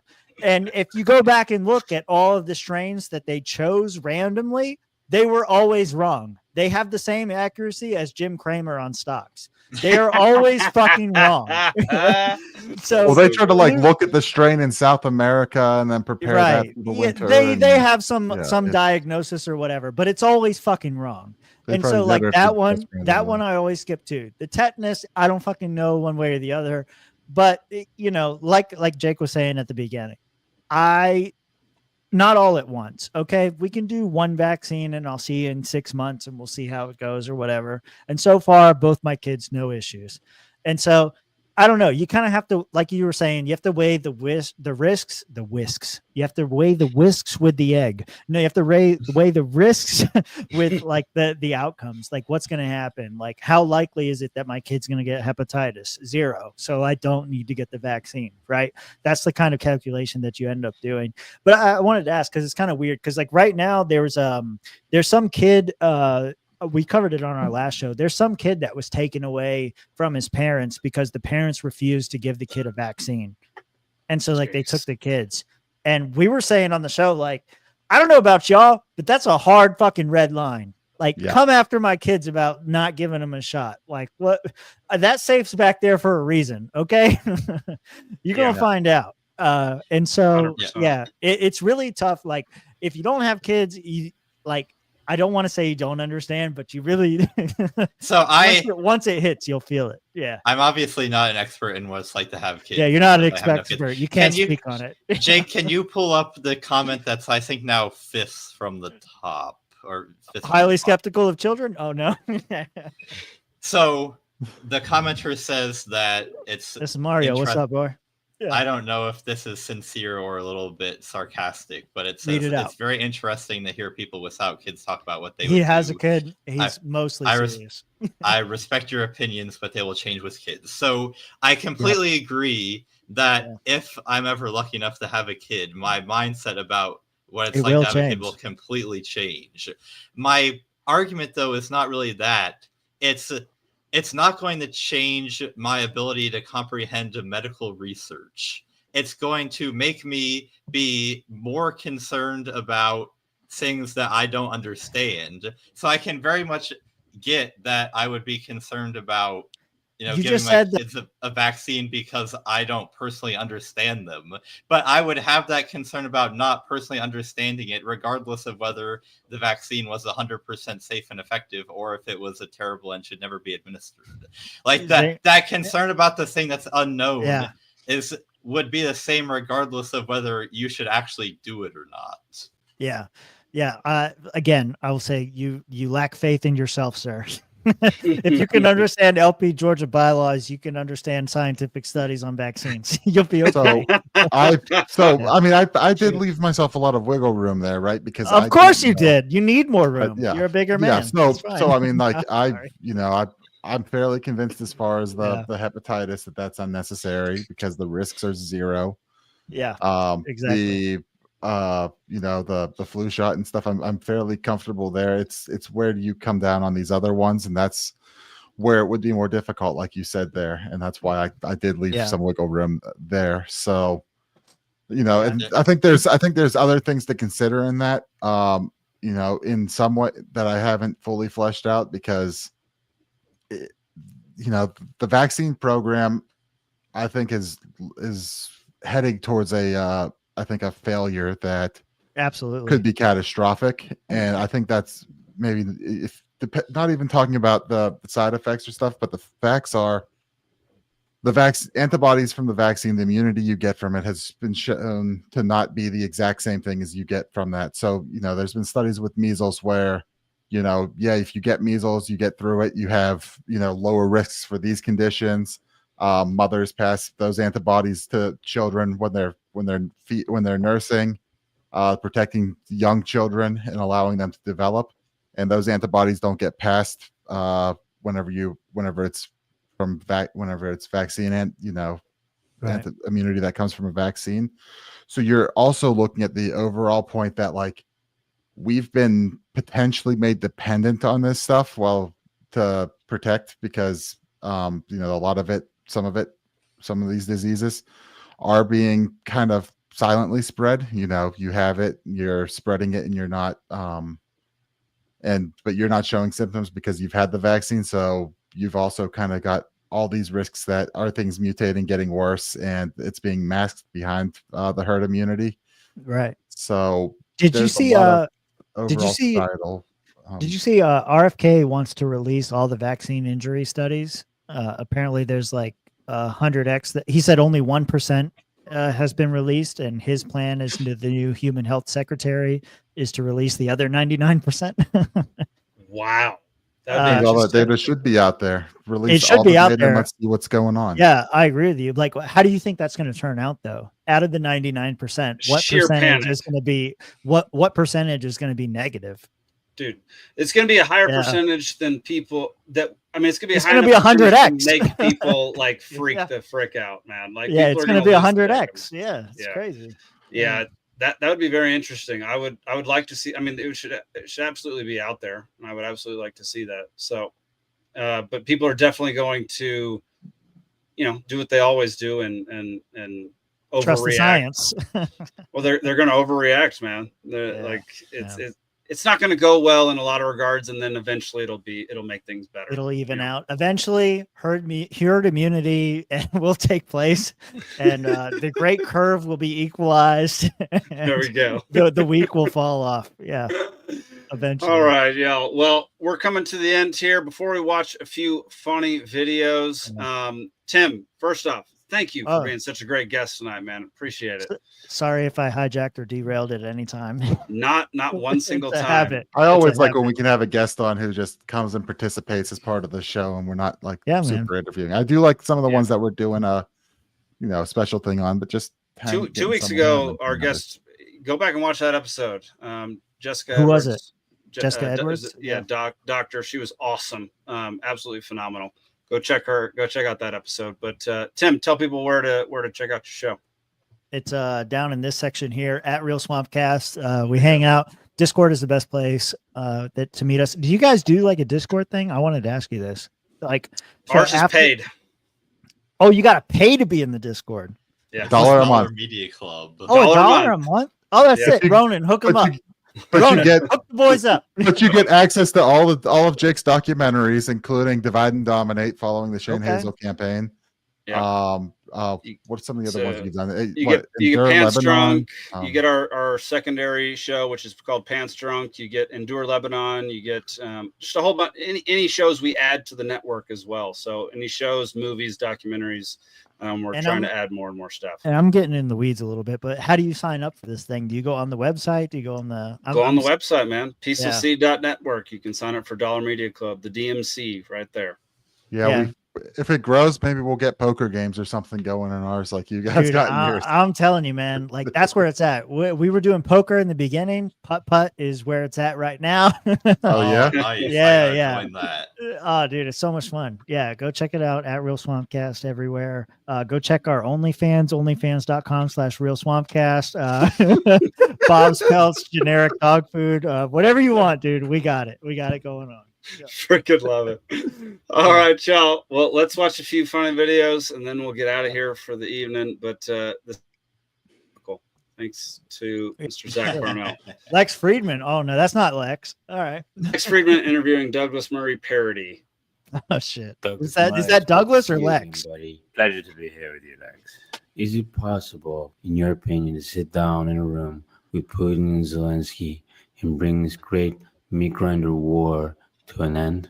I mean, I certainly hope so. I mean, the scale of death, the death toll alone is unfathomable. Sometimes I wonder if an alien were to land on planet Earth, Could it His impression of mediate Lex is really between good. Russian It and is really Ukrainian good. leader? Yeah, I mean, it's very strange. Line of questioning. I don't see why an alien It's would so want to weird do for you it. to ask that question. But nor do I see why an alien will be qualified to do it. But can't we just get people who are at war with each other to sit down and love each other so we can Who is create a this kind guy? of world for each other? I mean, that would be a very rosy way of looking at it, but as of mid-2025, I don't see it. I wonder if aliens will be happy about Donald Trump's tariffs. And I must say that you've got a very strange infatuation with aliens. I mean, I don't get it. Your new This book is the debate. on death If you wanted to cults know, and this is the democracies debate. about the future of civilizations. Did you consider writing a chapter about the future of alien civilization? It never crossed my mind. Because I can't but go you to never know, space. perhaps. So I've written about stranger things. yeah. Stranger than aliens, you fucking liar. That's the entire debate. If you want to see Dave Smith debate, that's it right there. There you go. This next one is less funny and more. I mean, it's just for the boys. So enjoy. Okay. Yeah. What do you got? Fuck is that? Giant launcher of some sort. In Russia, we play roulette with artillery launcher.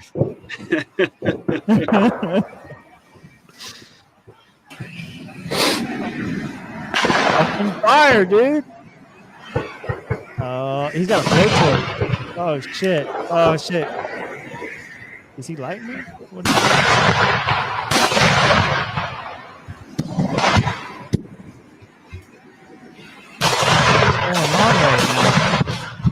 Dude, we gotta play with him. Yeah, what is that? All right, do it, do it, do it. This is it, grand finale. Yeah.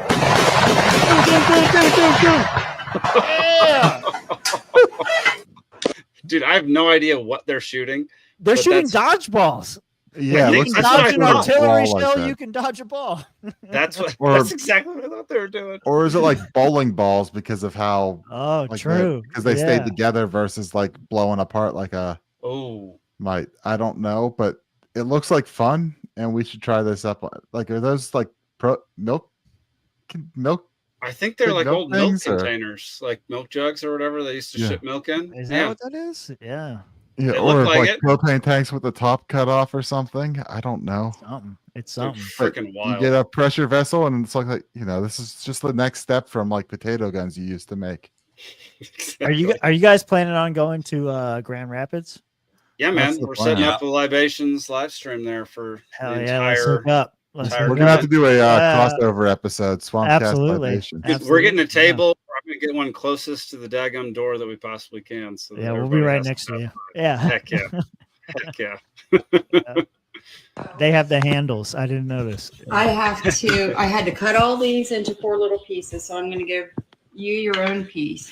Uh-huh. And if you can roll this out, They got the Barbie here's- hands. just pat it down a little bit. Yeah, Make sure but it's her all mom like doesn't with the nice realize and- what's happening. nice Her and mom's an even, idiot. and then just roll it out. Yeah, just do it like that, and then just roll it out. And if you need more, you need more flour. It's working. It's working. Something looks very weird, but okay. Something looks Flour. very weird. You don't Just know? Let me know. And then you got to get it way thinner than that. So you're going to be rolling for a while. For some reason, it's way easier. Yeah, her mom's an idiot. Clearly. Yeah. Brenna, have you been drinking? What's wrong with you? How does she not realize that? rolling. I'm just doing it. Mom. How does her mom never figure that out? I mean, that's astounding to me. All right. Final one. This one's sick. This guy puts caps on golf balls. How to sound like a tour pro when you strike the ball. Oh, no. I need to start doing this. Yeah, next time I golf, I'm doing this. Nice, dude. I like how it broke the mic. It peaked the mic. Yeah.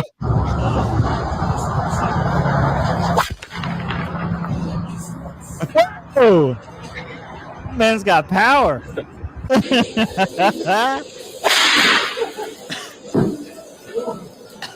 Everybody looks. That's pretty nice. Damn, you boys are white. Yeah, that's true. Look at that. I got one more for you. Broke it, right? Yeah. Sweet bucket. Holy shit. Here, I got one more for you. I just saw You got this one for us? There we go. Share this tab instead. Here you go. Let's go. All right, check this out. Probably the worst timing in TV history. You ready? Hungry Jack's Minis. Tasty little burgers that are so cute, they come in pairs. There's cheeseburger minis and rodeo minis. And right now... Does this have something to do with conjoined twins? For just $4.95. Hungry Jack's makes it better.